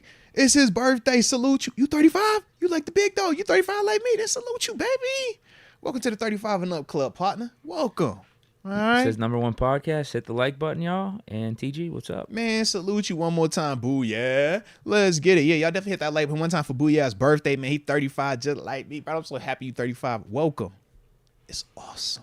I promise you're going to enjoy it. It's awesome, all right? Let's go. And once again, I appreciate y'all tapping in with my t-shirt too, man. Big Scooby-Doo, man. Big Scooby-Doo guy. You like Scooby-Doo? Oh, yeah. I used to watch it back in the day. I respect, bro. That was on Cartoon Network, right? It's fire. Heck yeah. Harry Latch from Delaware. Been watching for the last 4.5. I think 1/2 years. Oh, been watching for the last year or two, at least. Yeah, 1 to 2 years at least. Yeah. Deke seems like he would be a guy I would chill and talk ball. Let's go. Appreciate that. What is your guys' confidence that Kenny is successful? He ain't saying about me. Time out. Whoa. Deke, wait a minute. You did see that. Deke, wait a minute. Deke. Could you read that again? They left you out. Deke, read. I maybe my ears. I mean, say that again. I feel like I missed it. I ain't hear you right. I got LASIK too, so my vision is perfect. Let me hear that again. Deke seems like he would be a guy I would chill with and talk ball with. But he's asking you a question following that. Yo, I got left off the list. That's crazy. He wants to know your opinion on this. Harry Latch, what is your guys' confidence in that Kenny is successful in the future for 5+ years? Scale of 1 to 10. First off, Harry Latch, I'm hurt. My feelings are hurt that Deke is the only person here that seems like a pretty chill guy that you would like to talk ball with. I try to give off, hey, pretty chill guy. I like to talk ball. I thought that was the vibe that I gave off as well. But apparently it's only Deke. This is crazy. But he wants you to answer this question. Crazy. I can't believe this.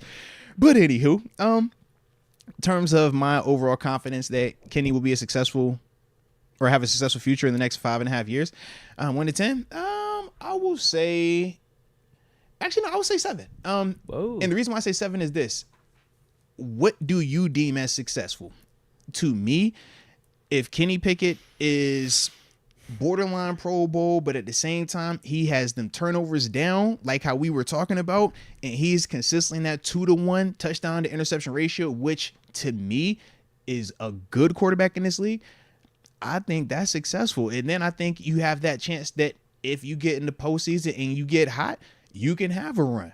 We've seen quarterbacks do that on multiple occasions.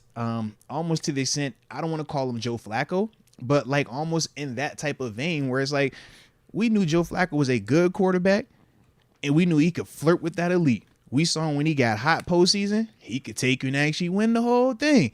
But you could also see where, hey, man, it wasn't always going to be as perfect as some of these other quarterbacks, right?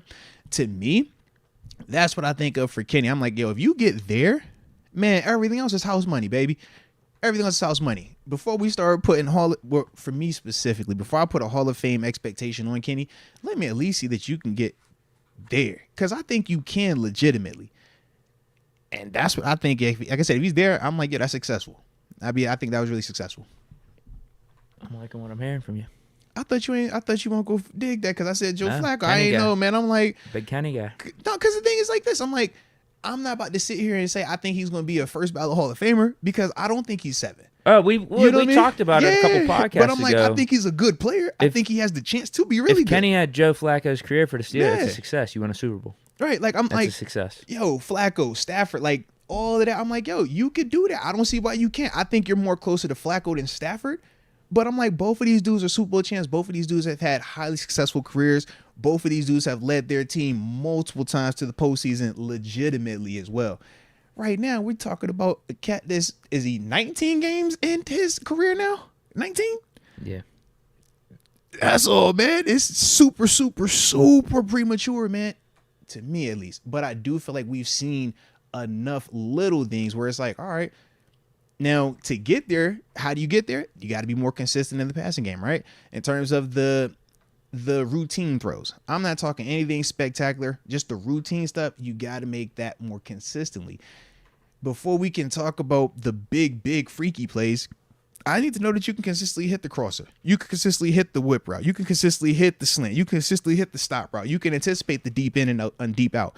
Those are some of the questions that me personally, I still have with Kenny, because when you watch it, you see the up and down with it. Sometimes I'll see the anticipation. I see the beautiful throw, and it's like, yo, this is high-level quarterback play.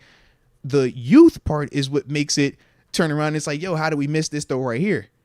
That throw is way harder than this, though. That's young players, though. So for me, man, I just need to see more of it. But yeah, if we're talking about that type of window, that 5-year window type frame, I'm like, yeah, that's way different. I think he does have that potential. How you feeling though, bro? 10. 10? All right, respect. Hectic. Moats, what's the funniest thing you've ever heard while in a game? And who's the funniest teammate you ever had? Those are good questions. We want the real answer for the first one. I'm not about to real answer. You got to chill, bro. But let's see. Funniest thing I've probably ever heard in a game. Oh, man. Probably be Ike, bro. Probably be Ike. Either Ike dropping a pick and he talk, what's up, man? F that, bro. Y'all know I can't catch. And he was like dead serious. And we like in the middle of the heat. He like, bro, it just catch you off guard. Like, you ain't expect to say that. Or when he be out that joint and we were running, we on defense, and he talked about in the interview, yeah, man, I be thinking, I'm like, oh, I'm trying to hit like y'all, like the LBs and stuff. And I distinctly could, like, I remember him like, yo, man, they trying to run this over here. Man, they got me effed up, man. I tell you, man, they got me effed up by today, bro. Man, I ain't going out like that, man. And we like, bro, you a DB though, bro. We'd actually see him get broken up 2 times, man. But it was like, I always thought that was pretty funny, man, when I would see that. That's why I was always loving Ike. Y'all heard when I talked about Ike up here, I'm like, bro, Ike's my, like, love Ike, man. And Ducey, too. Will Gay, he was the other one that was, man. But Ducey wasn't always funny in terms of what he would say. He was funny in terms of his actions. So I think of that Cincinnati Bengals pick 6, where he celebrated for like 30 minutes up and down the sideline, 4 different celebrations. Then him and Peasy thought. And then I think the next week after he just got fined for that, we in Atlanta, we all got the little cha-cha line going. It's like, that's Ducey. Ducey be in practice, and he like, bro, whatever we gonna do on Sunday, we finna do right here today. So he get a pick on Thursday. He coming at you, and we like, bruh. And then of course, because Ducey, practice. We just follow him with it. So we all run up on the side. So he was the other one that I thought was like always funny to be around. But like I said, he's not funny in the sense of like just talking. Ike is funny just to talk. Like Ike, yeah, you hear like, bro, what is going on? Whereas Ducey, he just do funny stuff, bro. Yeah. TG saying, give me a sec, bro. My bad. You know how my dog is, bro. You know how my dog. And I be checking over here like, man, maybe I missed this. So he's text. Hitting us up in the chat, not through your text. Look, you know I be looking over here like, maybe I'm missing out. Maybe you know what I'm saying? Maybe it's my fault. You ever done it like, maybe my signal off. Yeah. Someone in the chat, I lost who it was, but they said, oh, here it is, Richard Arbizo. TG trying to make Moats late for date night. He trying. It ain't gonna happen though. That 6:30 is a hard stop, man. I ain't gonna miss out on date night, Deke. I ain't missing out. Oh, and we give TG the greatest of leeways. Just in general. He's part of the family. That's why. Yeah, he has moved. But not on date night, huh? Yeah, date night is different. Date night, because now it's like, who's more important, this or wifey and me's time? You see what I mean? So it's like certain hierarchies is like, all right, certain things are like, yo, is this more of a priority than Deke? Is this more of a priority than TG? Is more priority, you know what I mean? So it's like we got the pecking, but it's like at the top of said pecking order though, Deke, it goes me and then definitely wifey. All right. So understood. Yeah, I gotta make sure that, you know what I'm saying? I'm like, I can't put that ain't gonna work. Man, we got Q telling TG in the chat, TG, you're a pure blood. Remember that. Is that a side swipe at you, maybe? Listen, he takes full advantage of his pure blood. Let's throw that out there, okay? That's part of the reason why he gets so much leeway with this, because it's like, yo, all right, and you caught me at a time when I was fragile in the organization. When you talk about hoodie Moats, not a lot of wifey has seen hoodie Moats. I think my brother Chicolo has seen hoodie Moats, maybe like a quick glimpse of it. TG real life seen hoodie Moats, bro. When it's the full emo, dark man, don't talk to me, I might stab you to that vibe. Like, he's seen that. He's seen that version. Not a lot of people seen that version, bro. So it's like a certain level of connection, which is like, all right, yeah. And you was the one when I was down there. He was the one over there like, bro, you gonna be all right, bro. You all right, bro. Come on, we gonna bet about this. Come on, man. You straight, bro. Don't be tripping today, man. You good. So, yeah. But it was real. It was definitely real. He was like your Deontay to Canada. Yes. He Deontay'd me. All right. He was like, yo, you straight, bro.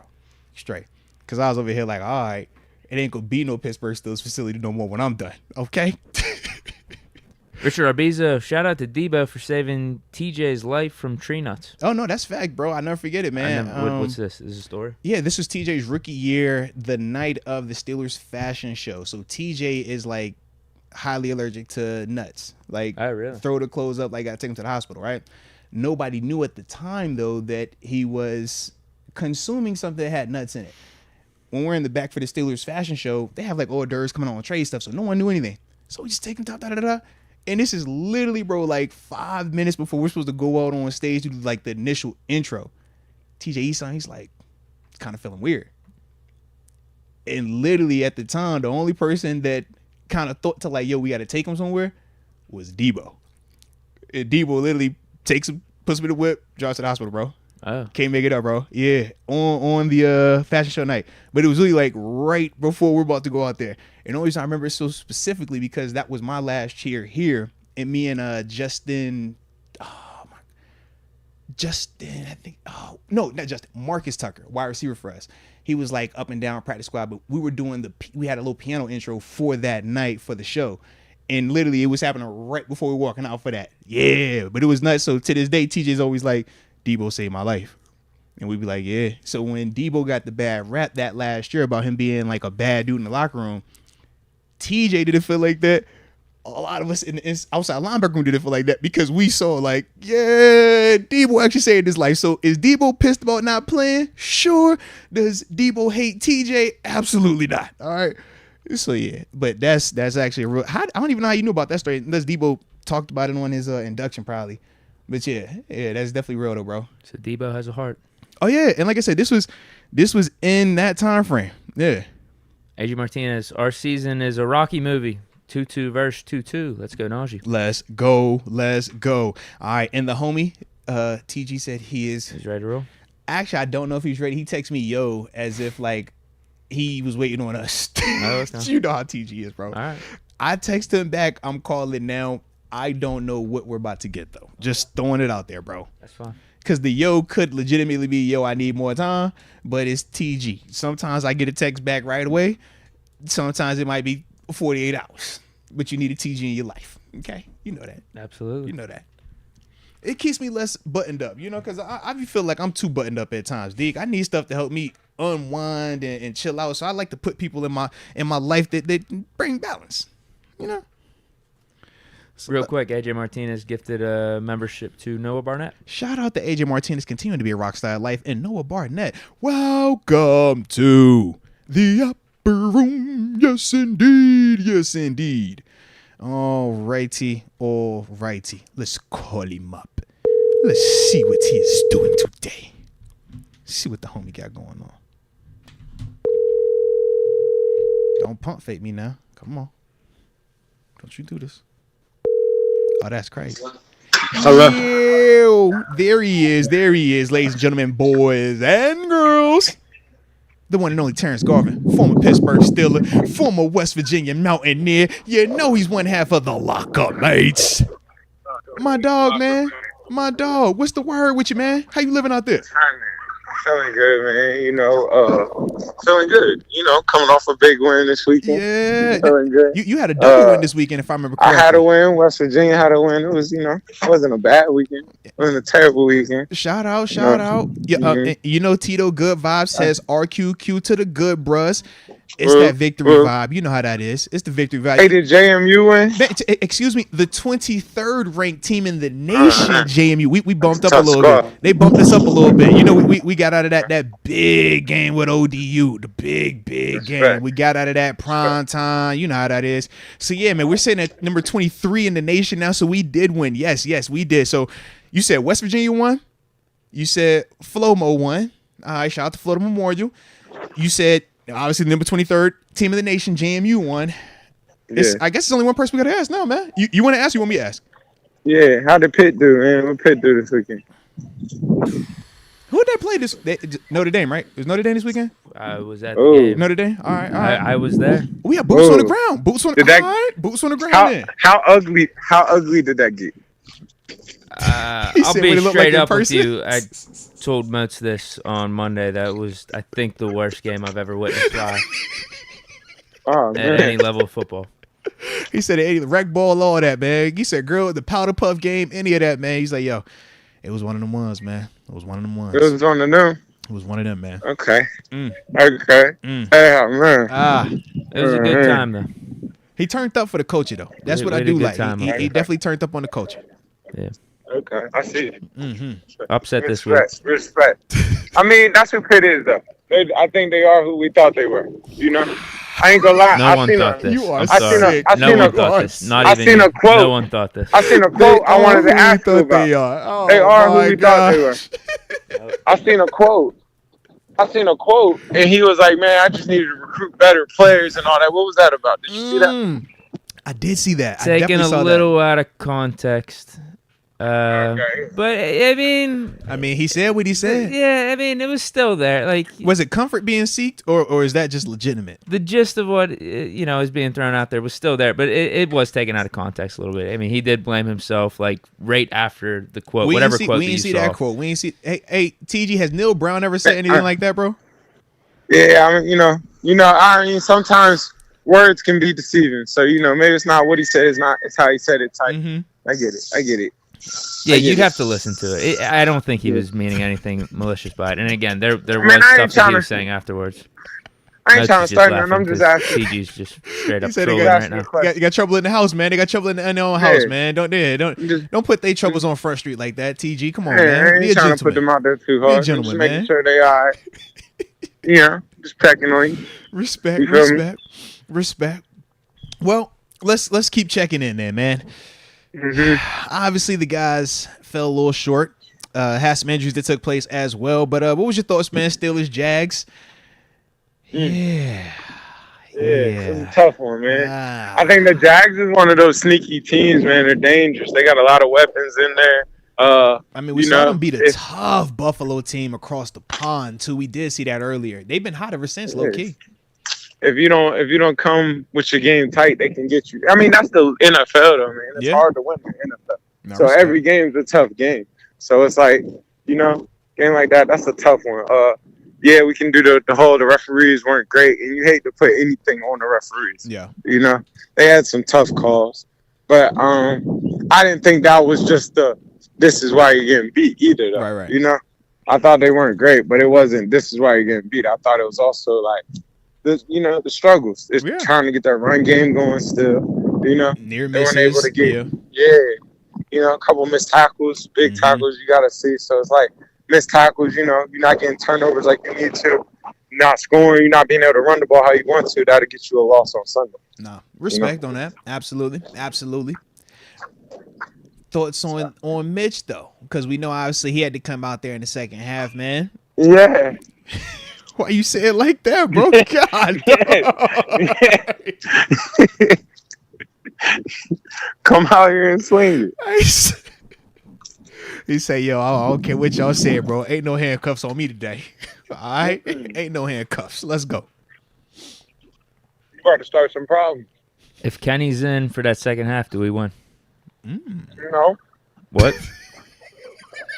Did you say no? We were teeing up the Steelers formula for a win right there. We literally had it in the first half. Keep it close. You know, we'll be down 9-3. It would have been 9-6 if it wasn't for that terrible ref call on the field goal. But I mean, Kenny was just cooking up. I mean, you saw him in the offense starting to heat up in that second quarter. I didn't think it was going to stop third and fourth. But I think that offense is trying to still find what heat up is. You know, like it ain't exactly just took off yet. I think they're still trying to once again. Intent, though. We saw some intent. They did. It gets going. Yeah. It gets bubbly. It did get bubbly. Like I'm not saying that. Right. But like my boy said it gets bubbly. Yeah. I just don't think we can just. Why you playing with it? You silly.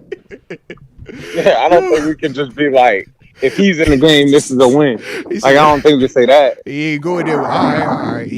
I'm sure he would have been. You think we would have had a better like chance? This, obviously, yes. Obviously, the chances would have been sky higher. Like he's prepared for the game.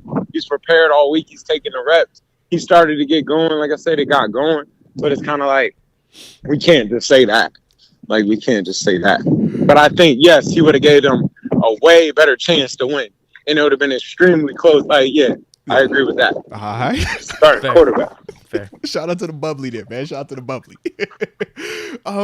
Also, though, sticking with Kenny, we obviously know that he did get banged up, man, and this kind of transitions to this upcoming matchup. But short week, Thursday night game. He couldn't finish last game. He says that he's gonna play. He said he's gonna play. Coach T said game time decision. All right, so it's on you, TG. What you doing? Huh? What decision are you making if you the boss man?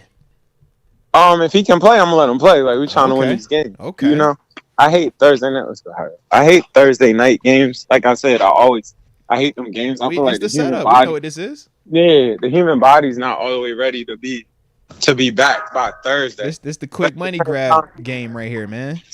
At the same time, if he could play, you play him. You know, like that's your quarterback. That's literally why you're here. And I'm with you on that. Do you have any concerns though about potential re-injury in this game because of the short week though? Yeah, I think you do. I think actually you definitely do. You know, and that's why I think you say things like game time decision. Mm-hmm. I think we're in a world where if people know you hurt, they'll kind of, I don't want to say target your hurtness. Oh no, they will. Yeah, I'm with you on that. Absolutely. They'll come at it a little bit. So I think you definitely let it be known like it's a game time decision. We'll figure it out in a minute. We'll see what we're gonna do with it. You know? Yeah. And you let that cook. But I think you play him. If he can play, you let him play. Even if realistically you one hit away. Because I mean it wasn't like it was a dirty hit. That's my thing. It wasn't a dirty hit. It looked like a regular football play. And me and Deke both said the same thing. The Keanu Neal flag. If that isn't flagged, we not looking at the Kenny play saying that needs to be flagged. Yeah, I agree with that. You see what I mean? Yeah. So we talking about just some regular football stuff happening. We know our offensive line, they not gonna be batting 100% is what we anticipate, just based off of what they've shown us so far. So that is the part where I'm like, yeah, it's a short week. It's Thursday. It's ribs, and you got hurt on a regular play. I'm looking at it a little bit more. Yeah, I am. So I mean, to me, but I mean, still got to play him. I think it's official. I'm still going to play him, but at the same time, man, I have to have that dead serious heart to heart. Look me in my eyes. Don't give me none of this camaraderie. Don't give me none of this win one for the Gipper nonsense. Tell me the truth, because the issue is this, and you know this, TG. We only dress 46 on game day. You got a helmet. But if you aren't able to go and you fall out of this thing in the first quarter, now I'm scrambling down an extra body. But I don't think it's like that for a quarterback. I think that's more of a running back, receiver. I think that quarterback is like, look, I'm going to give you. You get every opportunity? Yeah. And they got that new third QB. I'll go into this first, but I'll have somebody ready. We talking about like, how much? Yeah. Hey, I think it's official though. He's playing game status. There's no questionable or anything like that. Full participant today, but as you said, this is simulation. But that's what they got him listed as. No status. Batman moment, man. We're gonna find out. Also got Cam Hayward. Yeah, we're gonna find out, man. No game status is questionable or doubtful. Yeah, we about to find out this week. You got any takes on that? Would you put Cam out there? Coming off this groin. It's how ready is he? I'm not rushing Cam to be out. What's the difference? It's a big difference. I think that's more of like It's more of like who helps you win more though? First of all, it's a groin, right? It was a groin. Okay, it was surgical and all that. Okay. But one thing about D-line, the groin is the main thing that gets see. All right, first of all, that's the big difference. And then on top of it, it's a position of it's not the quarterback. Like it's different. Like I'm with you. Only, like you just said, you only get so many, 46. Yeah. So what you only getting 46, that D-line, you only getting what? Like 6 of those? No, facts. You can't really play with that. You got to take what, all right, I believe this can get me all the way through. You can't really go in there with, I don't know. Unless it's just But it's Cam, though, bro. It's Cam. It is Cam. But you've been playing well. Like, you've been okay. Like, but it's Cam, though. It's Cam. It's Cam. If Cam say he want to play, he going to play. No, okay. That's what I'm trying to say there, bro. Yeah, he even posted a meme on Twitter that makes it seem like he's going to go. If Cam say he want to play, bro, who's saying that Cam not playing outside of Mr. Rooney or Coach T, bro? That's it. Yeah. I think it's just like the Jalen thing. Like, you know what I mean? Jalen said he was good up there in Miami. Oh, yeah, like, right, you're right. It's not supposed to be like this, but you good with me. Yeah. You know? We might see McFarland, too. I don't think no injury status. No injury status on McFarland either. Bro, we done had all the beautiful updates health-wise on the week where we ain't practicing. This is crazy. Levi Wallace is the only one questionable. I don't think you'll see Cam this week. Minka obviously out. Hey, you catch my drift, TG? I'm like, bro, you know what the Thursday week practice is, man. Yeah. But usually, I mean, to be real with you, I'm surprised anybody's practicing. Like, everybody should be on. You know that, like, yeah. Like, you know what I mean? Well, technically, they're not. Technically, it's the walkthrough practice. Minka out, right? Yeah. Minka's already been ruled out. He's the only one. That's one of them things, like, if it's on Sunday, I don't think you have him ruled out already. Right. Fair enough. Right. Fair enough. Yeah. You with me? But that's the part why when I look at Kenny and I'm like, yo, you got the ribs that you couldn't finish the game with, but now on the short week, you're good to not just come back, but you're ready to go. I'm like, bro, this ain't even a full Sunday to Sunday. And that's where I kind of like, I asked you, would you play him? Because I get that part. Yeah, that's why I keep going back and forth, because I hear what you're saying in terms of him being the quarterback. And we do feel like he's the quarterback one for a reason, QB1 for a reason. This team is built for him to be successful. So, yes, if he's healthy, I want him out there. I just don't want to go out this thing and do something foolishness on a short week. But at the same time, I agree with that. If he would have never came out and said he's playing, I think it's a way different vibe surrounding it, because Coach Tomlin does not sound as like gung-ho, yeah, he's definitely out there. Coach Tomlin playing it more like, yo, we're going to see. Kenny was the one who said, yo, he going to play. But I think Kenny's like, Batman. That's what I'm saying. You the player, Your will or your body. Facts, bro. Facts. He like, man, I'm coming out there, bro. Yeah. It's going to get interesting. I mean, if I'm Kenny, I'm trying to play. If you Kenny, I feel like you got to play. Yeah. Just coming off a loss. I don't want you to really see it without me. On a short week. Anything that Mitch does well, we're instantly going to come back and we know the conversation. All right, well, should we stick with Mitch then? Mitch then threw for 3 touchdowns and we scored 20-something points. We ain't done this in a minute. Should Mitch be the guy? You don't want to have him talk. Don't let us score 30 by accident. Let us accidentally score 30, Deke. Accidental, like, the accidental 30, Deke. It was an accident. We ain't really intent to score that much. It was like, yo, how'd that happen? They'd be like, yo, told y'all Mitch was the guy.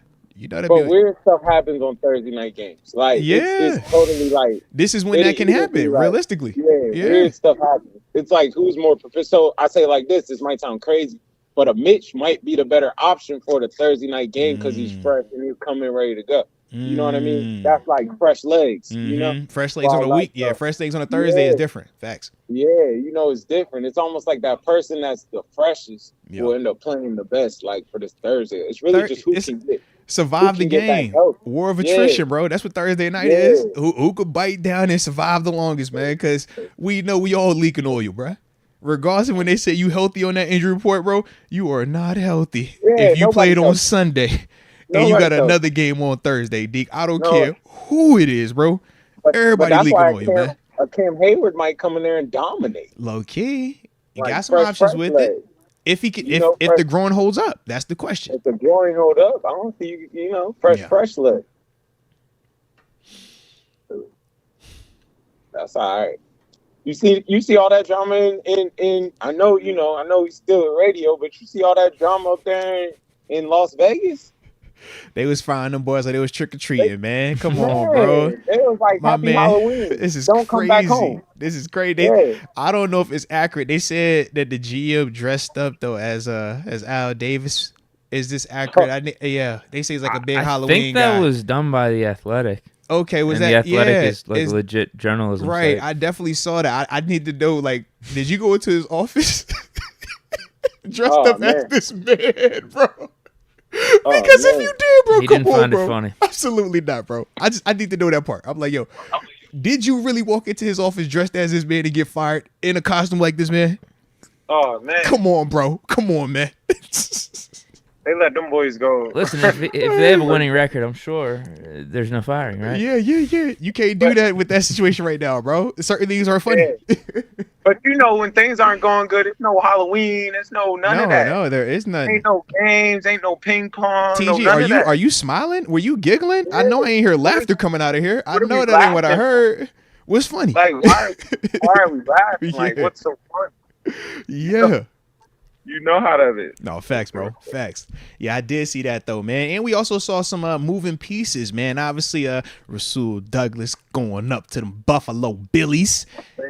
And then your Washington Commander friend, Chase Young and Montez. I say, yo, they just giving it away.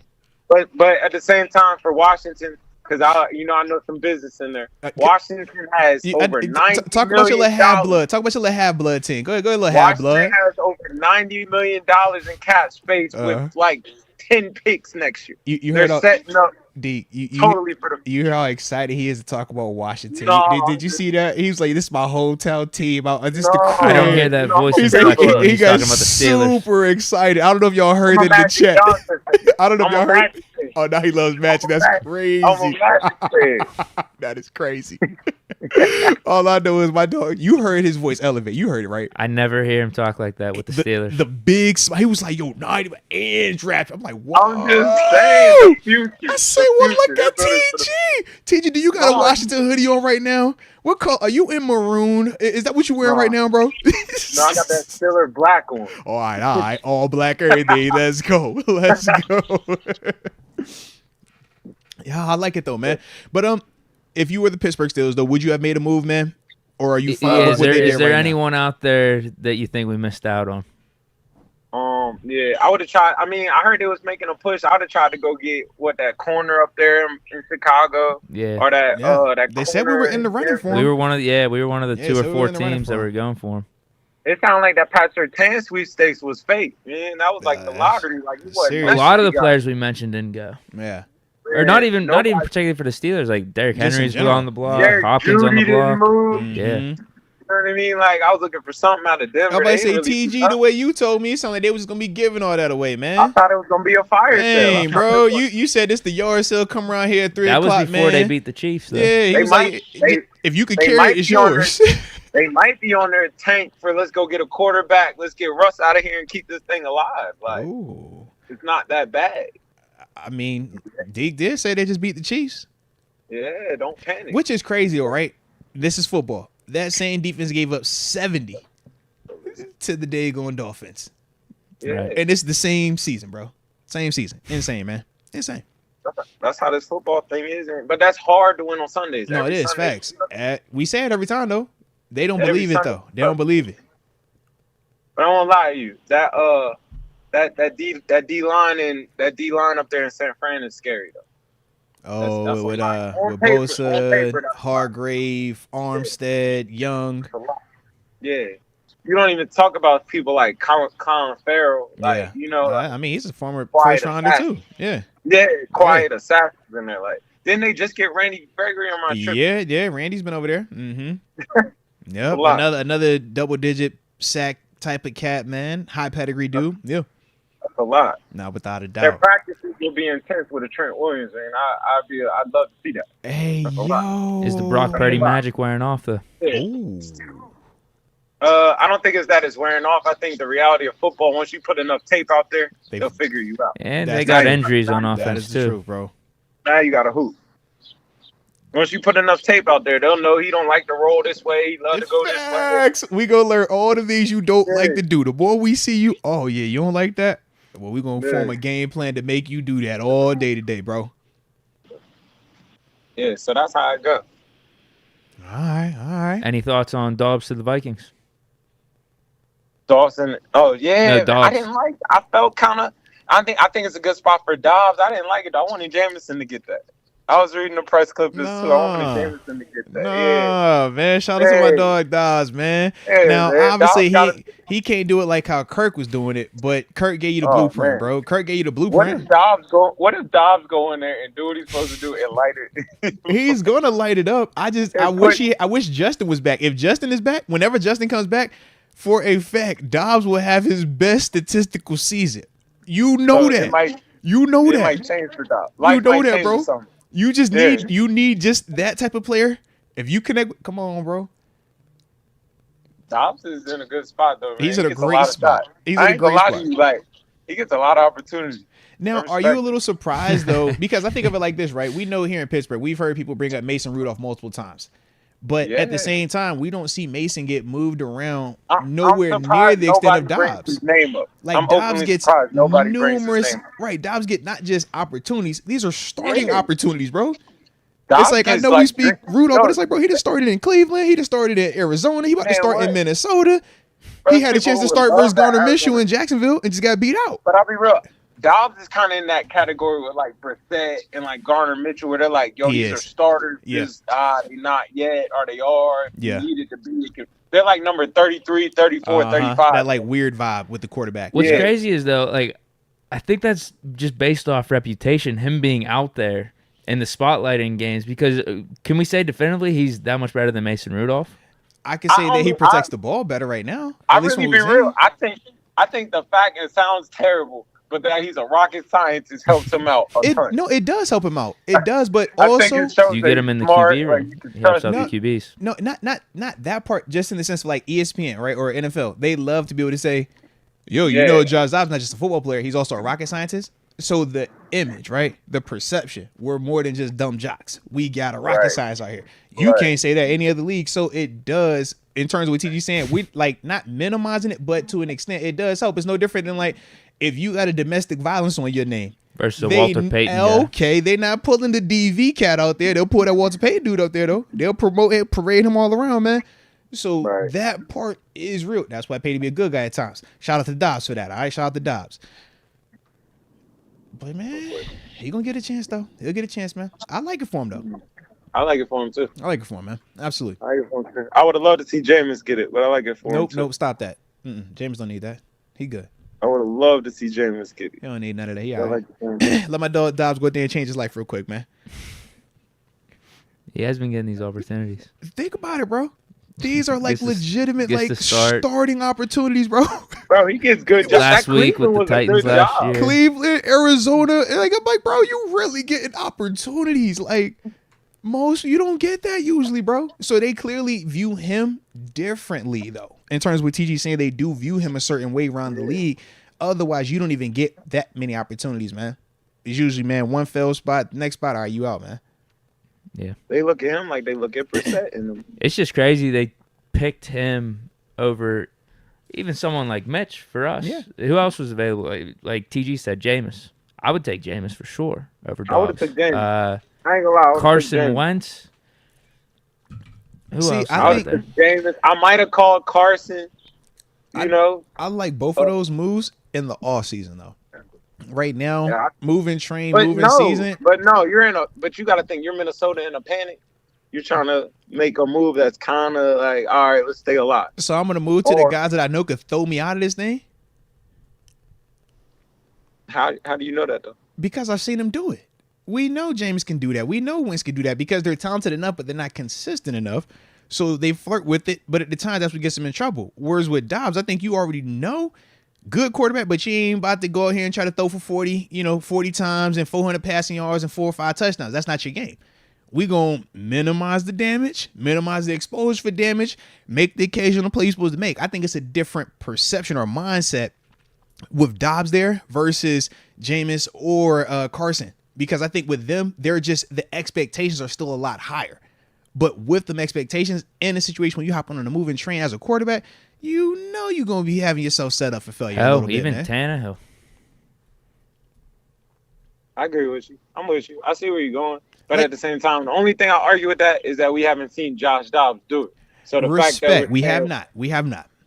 You know what I mean? It's kind of like I feel like you just said like these other guys we've seen them fail, so they can't do it. But we've never seen him succeed. But yeah, but the flip side is we've never seen him fail either, though. So how do you view it? I think that's the personal preference part too, right? I'm more geared to let me not put myself out there for negativity and let's build it up. You might be like, bro, I would rather take the chance on Jameis or Carson hitting, and now I got something that's way better than what Dobbs probably could ever grow to, but you also got way more exposure for negativity.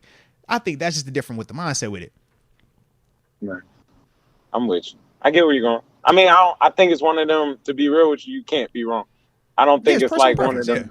Yeah, it's one of them like, all right, we okay, we lost our guy. Like, not to say you seeking comfort, but you're okay either way. You know?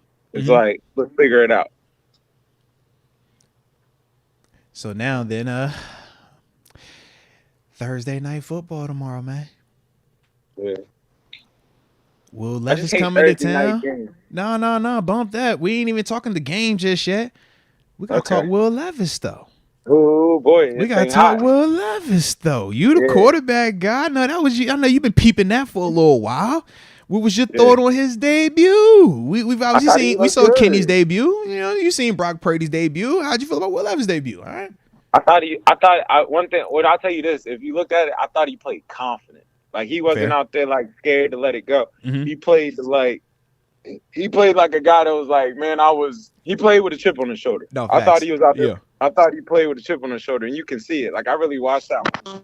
And I don't know. I think he don't look bad. He looked the part. The part don't look bad in there. You know. Now, does that part look better than the part over here? Is the other question. I think it's just a different place. I think the fact is where it's at. It's not as much. Right. It's not pressure over there. It's not as much pressure over there. Like in terms of what he's being asked to do. Yeah. Yeah, I think you can go out there and kind of be you. Like if it don't work, it's like, all right, it didn't work. If it do work, you know, it's not even that. Like I don't think that market is the same type. No shot to that, but just the market over here. No, it's different. I'm with you. Playing in Pittsburgh is drastically different than playing other places. We talk about the expectations, the eyes. Yep. I mean, it's different. It's different singing different places. It's different, like, you know. So I'm not saying it's different. It's easier and different. It's just a different place completely. Yeah, respect. Okay. So you're not on the group or on the train of, man, we should have had Will Levis instead of Kenny. No. Different draft though, right? It is, but obviously people have talked about it. I'm just checking with you. That's all, man. Because Kenny came out with the other one. With Malik. Corral, and Sam Howell. Yeah. Yeah. So he went with it. But that Sam Howell was with that one. Yeah. Okay. So that's good to know that. We're still on Kenny team. Good to know. You know, I never be knowing with you sometimes, too. That's why I got to ask you. Are y'all jumping off the Kenny train? No. But part of Still a Nation has. You know how that is. No way. Part of Still a Nation looked at Will Levis throwing, you know, the tutties first game. They like, bro, he did more in that game than we've ever seen Kenny. That's what some people had said.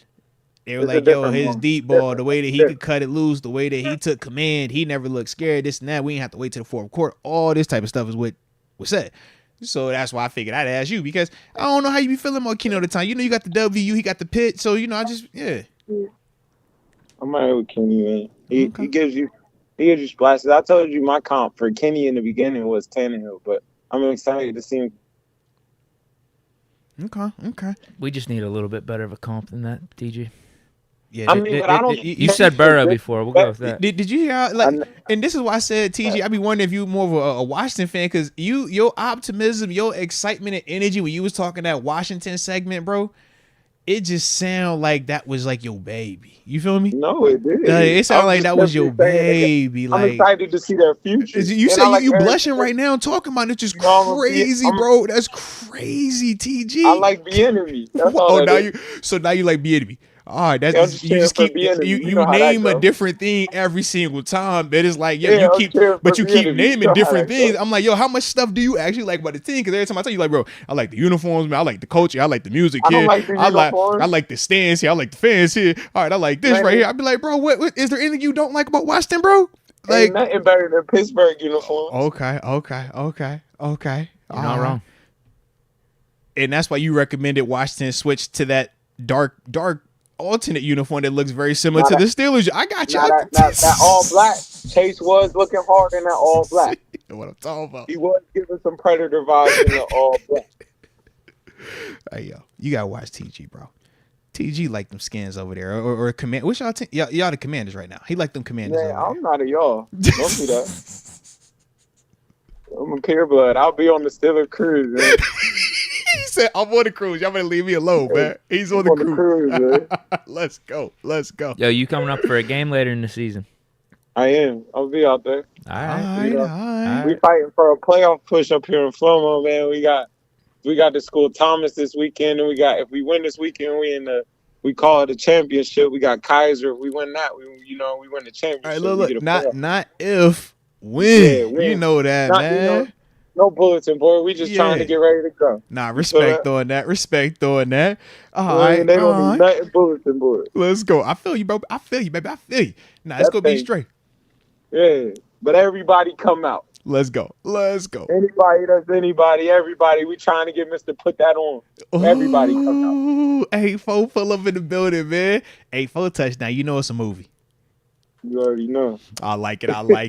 All right. Well, before we wrap this thing going up, because it is date night over here, TG, so I do got to get up out of here on like a hard schedule today, all right?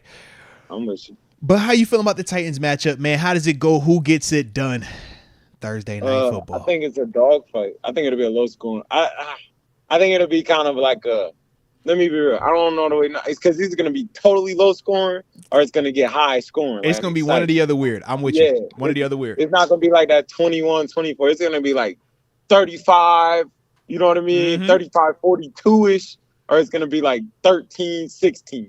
You know? Okay. Side of the fence we're going to get. But I do see Pittsburgh winning this. I think it's coming off of, you know what I mean, a tough loss, a bad loss in a sense. I think they'll come back and go do what they got to do on this one.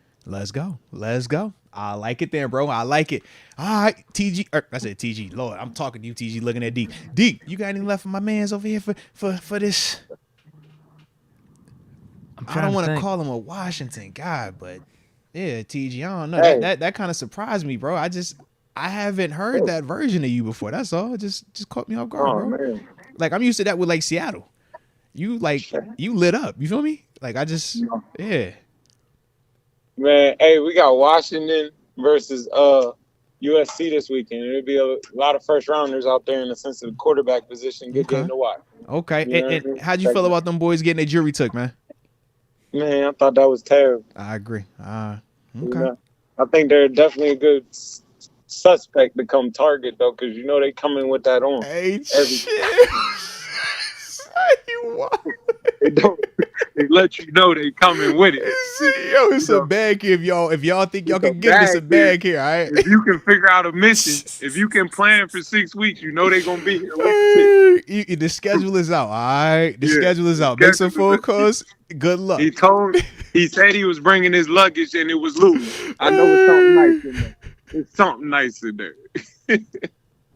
No, that's facts, bro. That is facts. All right. Oh, good. I'm out though. I don't got anything. Unfortunately. Respect there. Hey, man, the Panthers got to get it together up there, man. You know what I mean? I know they definitely not going bowling this year, right? No, they got Florida State this week, though, right? Oh, look. We went out. We're going bowling. Big Florida State game this week, man. Big Florida State game. That might get ugly. What's the over-under? Take the over. I'm not sure. I'm not sure, but this is the type of game that Pitt's going to win. Do yourself a favor. This Deke is the type of game we Investments, win. take the over. Hey, bro. Are you still telling the good people to bet with Pitt? I did last week, actually. I took the points and the money line. Don't lead the lead the people to the right way, man. I'm putting my money where my mouth is, no matter what. That is respect. I do stand like behind that. my picks. I stand behind what I'm putting out there. You can donate to the charity. I got some charities you can donate to. You just want to give money away. He said, "You just give it away, bro. Ain't that wrong with just giving it away, man? Ain't that wrong with that? Give it away." All right. I like it, bro. I like it. But yeah, man, we're gonna spin the block on you, man. We'll get back with you next week. You already know it's all love, baby, and appreciate you, my dog. Thanks, bro. Shout out to the one and only TG right there, man. Spend some time tapping in with us. Y'all hit that like button one time for the interview with the homie. All right, don't forget to subscribe if you have not done so just yet. All right, 5:55. Let's get the hell supers. Get a little super action. Sure. That's a vibe, bro. That's a vibe. Let's go, UW. NFL told Houston they can't use their Oilers throwbacks anymore. The college team, yeah, Houston, University of Houston. That's interesting. I mean, it's just kind of rating how that go. If you don't, or the trademark and stuff, so it's like if you don't get the green light ahead of time, then this is what they do. Kind of like when you see people with the custom shoes and stuff. You can get the green light ahead of time and be fine with it. I guess in this situation, they did not. And, yeah, they got the cease and desist. But the uniforms were dope, though. But they look identical to the Oilers, though. Yeah, is what it is. Yeah. Sean McCartney, how is Moats defending Canada all the time? The only one I know who does it. But then I thought Buffalo is pretty close to Canada. LOL. All love. Respect.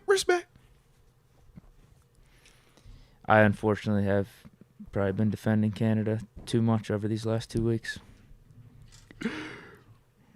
But I call it like I said. Yeah. The offense looked better these last 2 weeks. I think defending somebody, I look at a little bit differently. I don't know. I don't think I'm defending them because I'm critical of them. But I just look at both sides of the fence. Whereas I think a lot of people are just blinded and only focus on one thing. And yeah, it kind of shows a lot, man. From my perspective, at least. AJ Martinez, Steelers versus Titans. He's got King Henry going for 250 and 2 touchdowns. Najee, 80 yards and a touchdown. Boz hits from 55 with 6 seconds left. There it is. And the Steelers won 30-14. That's a lot going on, bro. Henry goes for 250 and 2, and the Titans only scored 14 points off those 2 touchdowns. So Levis must suck this game. I'm like, according bro, to AJ. I've never seen a cat run for 250. 2 tutties in is a blowout like that, bro. The other team blows you out, yeah.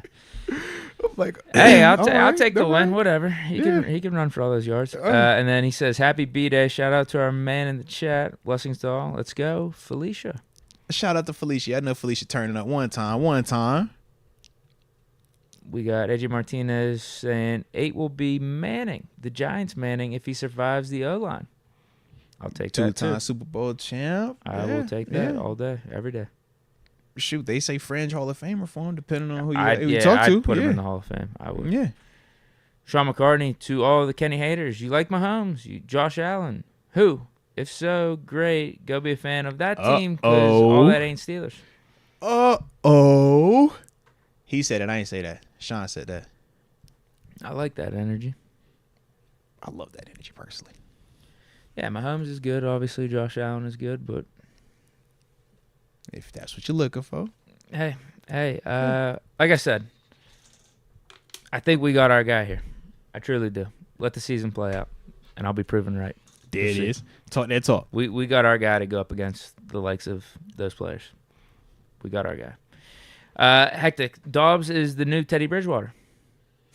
Teddy Two Gloves. I mean, I don't think he's there just yet. I think if he has success in Minnesota, he will because they're not getting paid. Teddy had a good season. Teddy got paid. Depends on how you want to look at it. He didn't put up the greatest of stats, but led them to, I don't know if it was a division title at the time, but think about he's a blown knee. They had a home playoff game against the Seahawks. Maybe that was division title then. Right.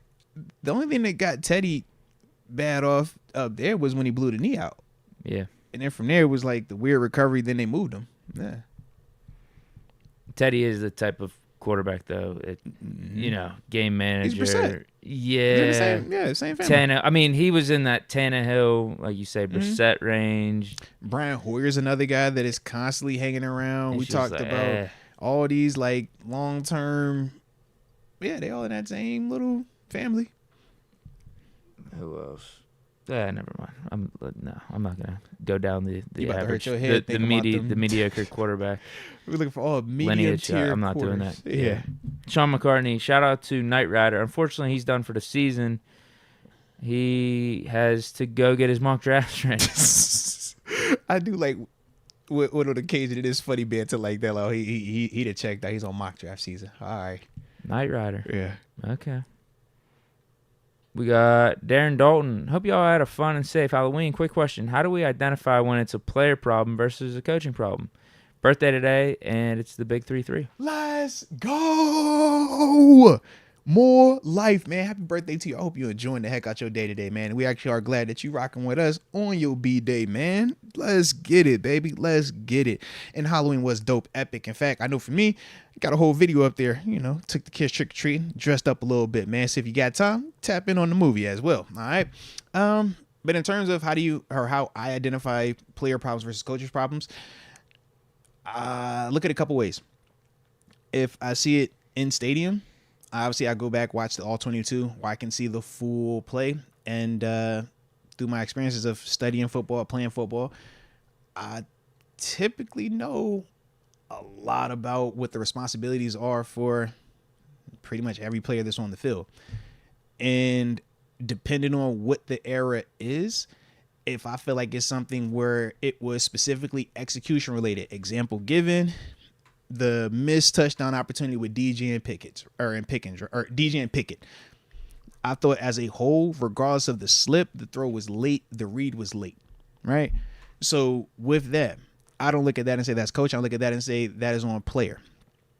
Then we take it 3 or 4 weeks earlier, right? We had that big third down play and we called 4 stop routes. And we're like, how are we supposed to give these players opportunities to connect and, advance on this third down if you're not even calling plays that are going to take them past the down to gain? I think it was like 3rd and 12 or something like that. And it was literally 4 stop routes sitting about 8 to 10 yards. That to me is on coach, because everybody can play that play exactly right. They can execute it. Kenny can rip that throw as soon as my man's coming out the break, and it's a 9-yard gain and we're still punting. So for me personally, that's how I tell the difference between player energy versus coach energy. But that's also part of my personal experiences of playing this game since I was 4, playing in the NFL for 9 years, and playing for multiple organizations, multiple schemes, multiple coaches. You learn a lot. You see a lot of offenses playing in different divisions. You get different styles of play. So I use all of that experience personally when I come up here and I speak on player versus coach, scheme versus execution. And that's why I usually speak with a lot of confidence when y'all catch me up here talking about it, because I do that part for me. So yeah. But that's why I also don't say I'm a Canada apologist either, because I see stuff he does well and I see the stuff he does not well as well, man. Let's go, you dub. Dobbs is on his Geno arc. That low key could be the vibe. I still think Geno had a better start because Geno got multiple years in New York, bro, where he was the guy. It just never panned out and then he got beat up. Yeah, Geno was picked to be the franchise quarterback. Yeah.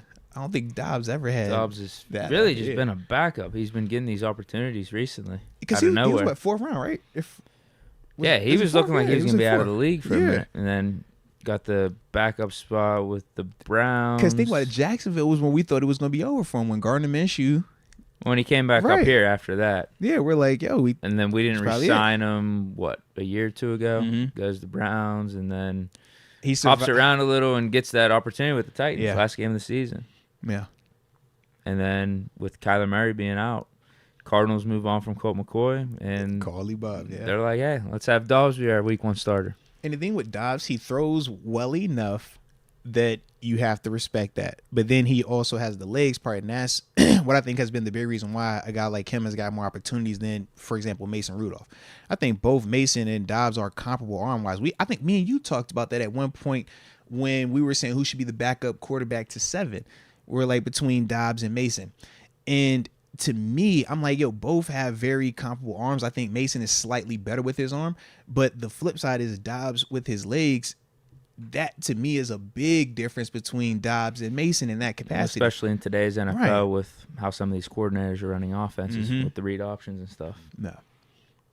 Going off what the Eagles doing with Jalen Hurts. I mean, we know everybody talks about that. That was one of the things we liked about Kenny. It's like not only can he throw, he's athletic. He can still run. Mitch Trubisky, can he throw? Yes, but he can also run, use his legs. That's it for the Supers right now. 6:05. Bro, we are cooking. Let's go. You can maybe get an early start to bro, we're going to get to this date night, bro. All right? I'm going to get this date night, and I'm going to change, too. I plan to go on my Scooby-Doo t-shirt for mid-thing. I might put on something nice tonight, Deke. I might break out something fancy tonight, baby.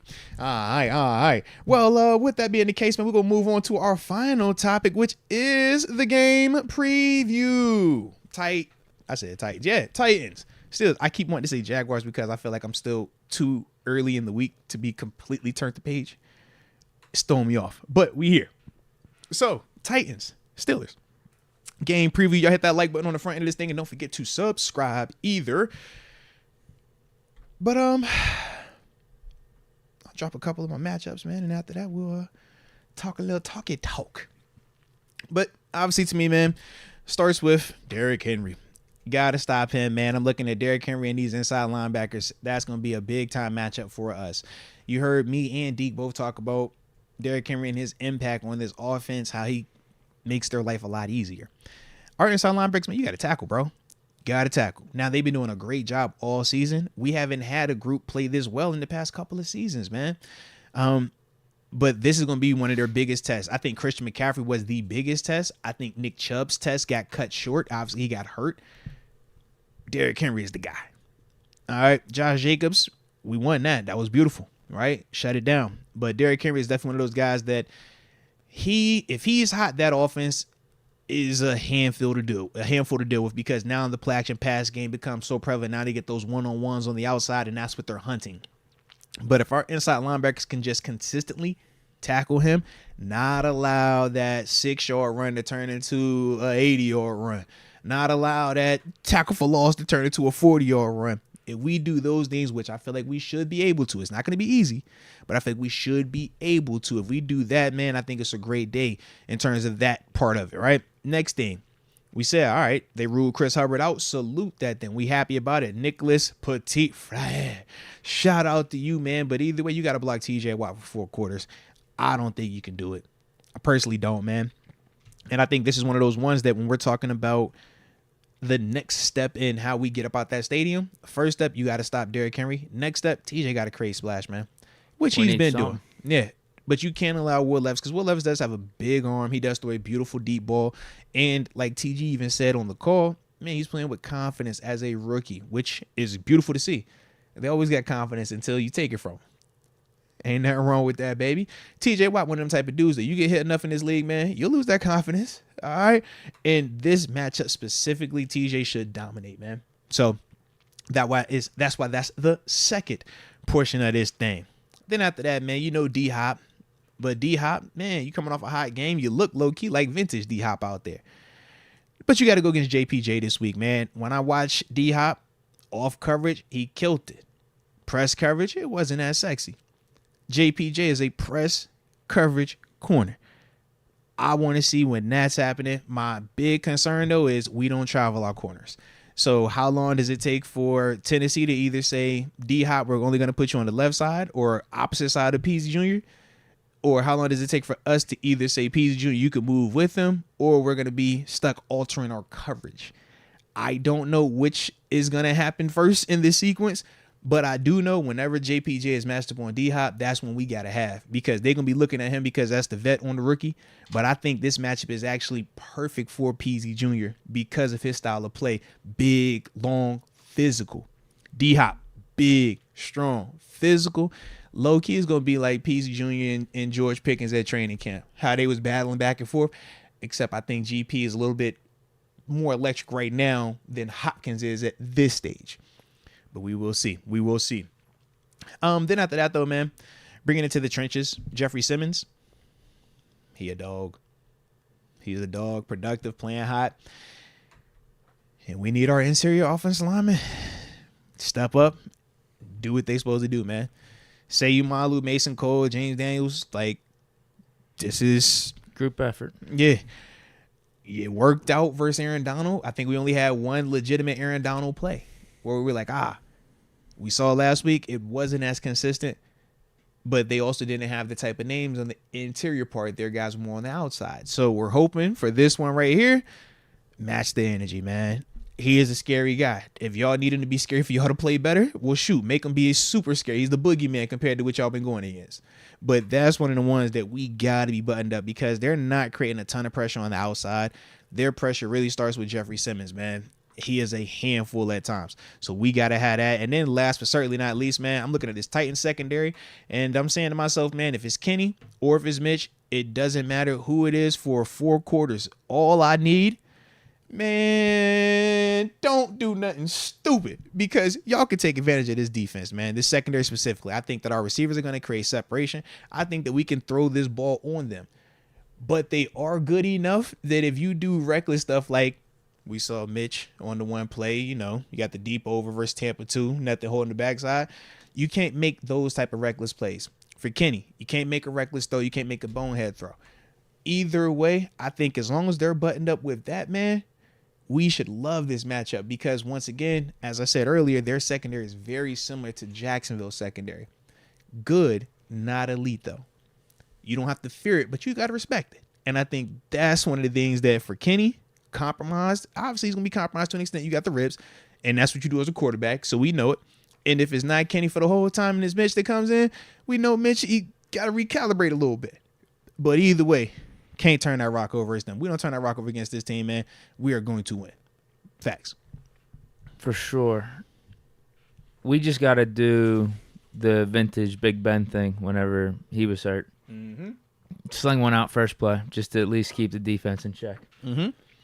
Throw a deep bomb to Pickens or something. Just to let them know, look, yeah. I can throw it this far. Mm-hmm. Like, you're going to have to drop the coverage back. You just can't be playing pressed up the whole time. Mm-hmm. We need that.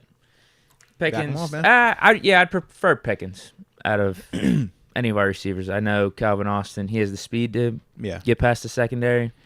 Deontay Johnson, is he going to be catching it on the first play? Mm-hmm. That's not certain. Mm-hmm. Pickens, you throw it in his radius, he'll come down with it. Not respect. He's the guy with the best chance. Yeah. But I say we do that early on. One play. Scheme it up. Canada, I'm calling for it. Let Pickett throw a deep ball. I was going to say, though, do we want to do it on the first play, though? Yeah. Because first series, I don't care. Yeah, first series. Okay. I'm just like, second man, play. I don't know if we're wasting our opportunity because, like we said, the receivers warming up to it, quarterbacks usually warm up to it. Maybe we save that first play like the third quarter. No. First play. All right. Just so they could back off a little bit. Okay. I liked it last week. I just want us to execute it. That's all. That's what I'm saying. If throw we it to executed Pickens. last week, it was throw fire, bro. To Pickens. Okay. Like you said, don't let it be stupid. If it's double coverage, take what they give you. But we saw it try last to week, scheme though. something up for that. We literally, I feel like we could point to like 3 legit throws like you talking about early on. Like, we just got to execute it. But we was like, all right, we see exactly what we trying to do here. Yeah, I'm with you on that. You're right about the turnovers because if we start turning the ball over, the Titans are one of those teams that'll take advantage of it. And in their own right, they don't turn the ball over. Correct. And whenever you win the turnover battle, that just continues to increase your likelihood of winning as the game goes on. They play a similar brand to what we're playing. It kind of is, low-key. Their offense hasn't really been that explosive, but they're not turning the ball over. And we haven't been turning the ball over that much recently. Mm-hmm. Pickett over the last 2-3 games, he's been keeping it clean. Mm-hmm. Their defense, it's been similar. Here's the problem. We've been letting up way too much on the ground this year. Mm-hmm. But our MO is typically we can't stop the run. That's what the Titans are good at.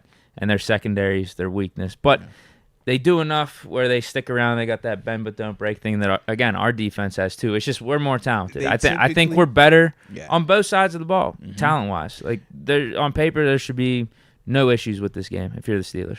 Should be no issues. I'm with you in terms of we are more talented. I think the big thing that they're doing well, because they run the ball well, it protects them from turning the ball over as much. When they don't run the ball well, they put that ball, whether it was Tannehill or for Will Levis, he would be forced to throw it a lot more, and then it would go back to the turnovers.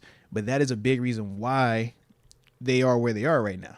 They're able to run that rock, man, and that's the one thing when I keep looking, I'm like, even with the different offensive linemen, The one thing for certain, and I think they run better off the left side. I think with Skronsky at the left guard and then Dillard, it's like when they run the toss plays left, it seems to be hitting a little bit more downhill, whereas to the right, it's more getting lateral with it, which for us is a benefit.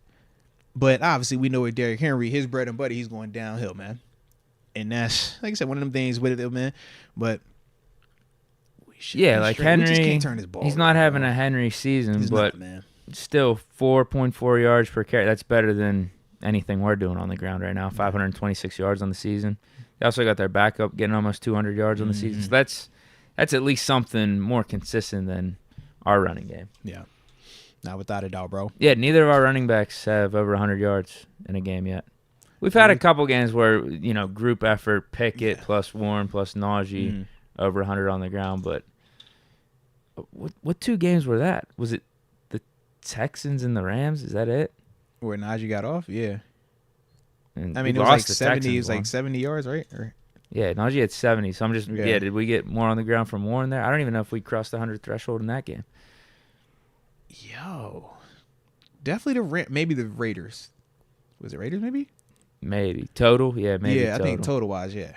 Maybe total. Because you say no individual, but I think we've once or twice had a total of over 100. Yeah. Which is kind of crazy, bro. It's kind of crazy. We should win this game. Yeah. We should win this game and next game. 6-3. Not to get too far ahead of ourselves, but just get the 5-3. I'm just bummed about the Kenny injury. Again, I'm just really bummed about that because I don't know how limited he's going to be in this game. I think if he's full and the Kenny I was seeing in that Rams game and then midway through that Jaguars game, we're definitely fine. I mean, I'm even more confident. I'm still confident, but it's just the bummer that we got a little setback when it felt like things were starting to click. I'm with you, bro. I'm definitely with you, man. All right. Well, if you're ready, man, we'll go ahead and, I guess, drop our predictions in here. Sure. And Mike Hood, he's just peaced out. He had to go off to church. Salute you, Mike Hood, man. Say a prayer for me, too, man. I can never have enough of that. Salute you one time, Mike Hood. All right. But, yeah, man, in the comment section, y'all drop y'all score predictions, man. Who gets it done? What is the score? You want to go first, bro? Yeah. Talk that. This one's for the losers out there that think Will Levis is better than Kenny Pickett because he's not. That's what I'm here to tell you, and that's what Pickett's going to show you on Thursday Night Football. Wow. Levis, congratulations. You got 4 touchdowns in your first game. The NFL is a league that's all about what have you done for me lately. And what have you done for me this lately? is going to be your next game. This is going to be your latest performance, and it's not going to be good. And Kenny Pickett will outperform you, and Kenny Pickett is going to win this game. And the Steelers are going to win this game. It's going to also be the Steelers' defense that fluster Levis out there. Absolutely. But I think he'll be lucky if he sees 1 touchdown. Talk that talk. I definitely see multiple turnovers in his future for this Thursday night. I'm talking about Will Levis. Yeah. Meanwhile, Kenny, we just mentioned it. He's keeping it clean. He's not turning the ball over like that. Expect a couple touchdowns. He's banged up. He's going out there like a warrior, man. That's what Steeler quarterbacks do. You're a little banged up. Who cares? It's about the team. It's about doing whatever it takes to get that dub. And Kenny Pickett is the best quarterback on this team. Clearly, we got to see that last week. Talk it. Reason he's QB1. Talk it. So yeah, I think it's a gritty type of win, but it's also. I don't want to jinx this. Oh. I don't think I can jinx it, though, because... I don't think you can, yeah. I really don't, because... Talk that talk, bro. Don't shy around it. Just say it. When's the last time we've done anything like... I can't jinx it. There's no way. Because even with me not saying it, the Steelers have continued to keep games close. That's what I'm getting at here. The Steelers will have this wrapped up in the third quarter. Bro, please... Please, that'll be actually when the watch party about to end. Sure, it could be a 2-score game or something, but we're all gonna feel it. Talk it, Deke. They're not gonna be able to do anything on offense against our defense. Deke, if it's third quarter and this game is done, you know it's gonna be a happy night for me, man. Come on, baby. Come on now. That's what it's gonna be. Sheesh. I don't think it's possible for me to jinx it, right? I don't think it's because I don't think I've made that claim a couple times before, but not that frequently. I don't think you can jinx that, bro. I don't think you can jinx this one. And we always like to keep things close, no matter how much we're up in the first half or in the third quarter. Somehow we find a way to get our hearts pumping in that fourth quarter. But yeah, I think it's 23-10 Steelers. I like your style, bro. We low-key not off either, man. That's actually kind of crazy. So you go 23-10. Yeah. I'm 24-17 because I think they get a cheap one. I'm like, garbage time, I think they get a cheap one. I don't know how it happens. I think they get a cheap one though, bro. So you're saying our hearts are pumping a little bit? Yeah. Like, I don't think it's the blowout like how you're predicting it. I think we're back and forth, but we're in control. Kind of like almost like that Rams game to an extent, where it's like, we felt we did some positive things, but we could definitely feel like they were in it. And it's like, It still came down to like a Stafford Hail Mary chance or something. Okay. But then it was like, we know we were up and we still got out of that thing. But it was like, they still kind of was around. I think for this Titans team, because of the short week. We know we're going to have potentially, new people out there, right?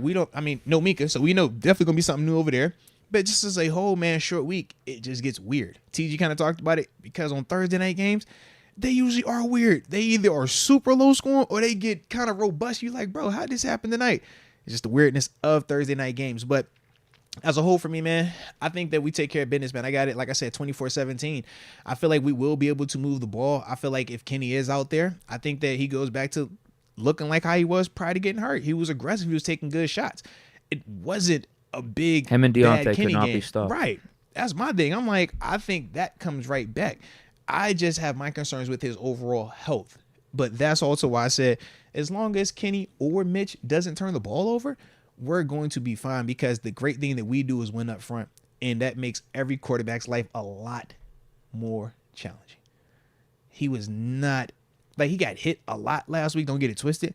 But it was not to the extent of what he's going to be experiencing facing our front with our personnel.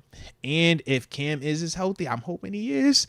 If he's healthy and he's good to go, it's like, man, that just adds another piece to what we're trying to do up front in terms of just creating mismatches and winning in the trenches. So yeah, stopping the run. Yeah. So for me, that's the part where I'm like, I don't see a lot that hurts us outside of us hurting ourselves. And that's what I'm saying. For us, we can't turn that ball over, man. We can't do that. I feel like defensively, we're going to be buttoned up on the back end in terms of the communication, because now it's not happening on the fly. You're not dealing with the moving pieces in game. In-game moving pieces, very different than, Deke, 2 days prior to this kickoff that you're going to be the guy out here. You get a chance to talk and think through every good situation, every bad situation. And even them in-between ones where you're like, all right, what if it's this route, coach, with that look? And he's like, hey, man, that chance of that happening is slim to none. But if it does happen, this is the offset. This is how we'll respond to it. You don't get that in stadium when an injury happens. You don't get that preparation. We just like, you nice, go out there and play. Figure it out. We'll make it work.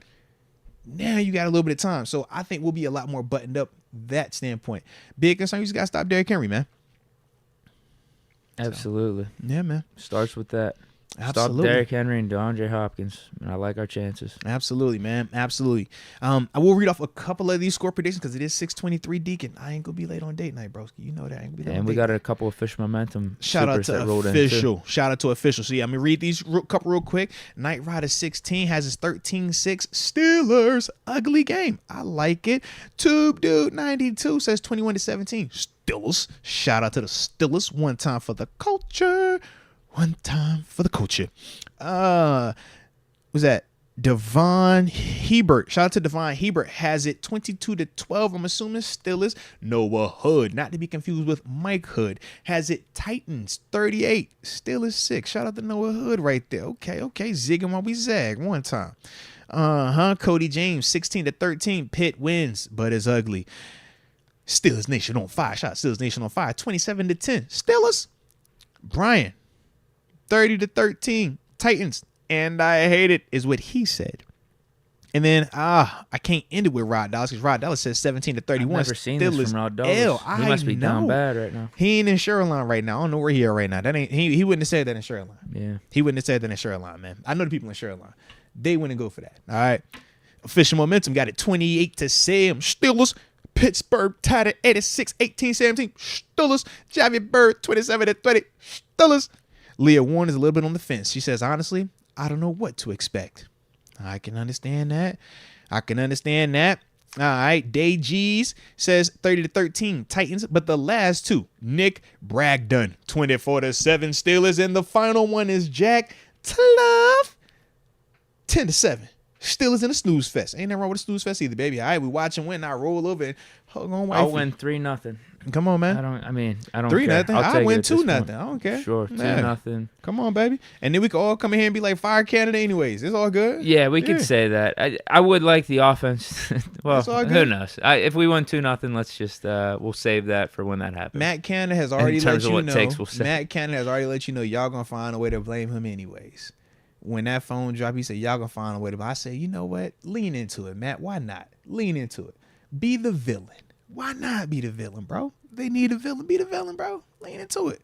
I like that, man. Yeah, at this point in the season, lean into it, bro. Lean into it. Catch the dubs. And keep winning and lean into it. Be the villain, bro. All right, official momentum. Couple supers. He says, "Hey guys, how are you? Titans beat down this week? ? Will we fire Canada? Like the Raiders did McDaniels. Oh, I think he's asking if the Titans beat us down. Yeah, if the Titans beat down, will we fire him? No. Yeah, I don't think we'll fire him. Because that Vegas situation, does that feel like they're still trying to compete for this season? Or does it feel like they said F it and blew the whole thing up? That seemed like an F it, blow the whole thing up move. Now, I do think we are different than the Raiders. Like, if we fired Canada, I think it would be a very, serious thing. Yeah. And I don't think we'd be giving up on the season. It's just, fire just him the in season, though, bro. This is what, I don't think you understand how that is viewed, bro. Like the people brought up before, the Ravens did it and won a Super Bowl. You can't say they gave up on the season. So how many firing their coordinator? So once again, though, how long has the NFL been going on? How many times has that happened? And how many times it ended in the Super Bowl?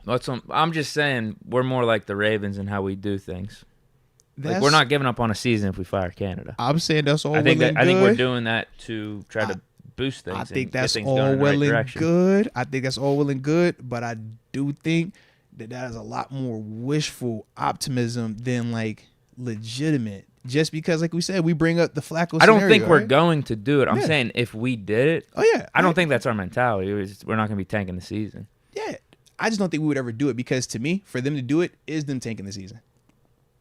That's why I don't think they would ever even cross that bridge to make that move in season. But I get what you're saying as well, though. You're saying if they did make that move, that they're not looking like that. But I'm like, for them to even get to there, that is them saying that they're punting on that season, bro. It's the coordinator we're talking about. If we're 500 and we still think we're in it and we fired them, I think we're just saying something's got to give with this offense. We got to start hitting a potential. Who are the only people that think we're out of it? Fans, right? Media. If you're in the building at 2-6, you still don't feel like you're out of it. That was proven a year ago. So once again, that's the problem. I don't see how that part, because they don't ever feel like they out of it. At least with Coach T there, it could be terrible. He's like, bro, we got a chance. Keep fighting right here, one week at a time.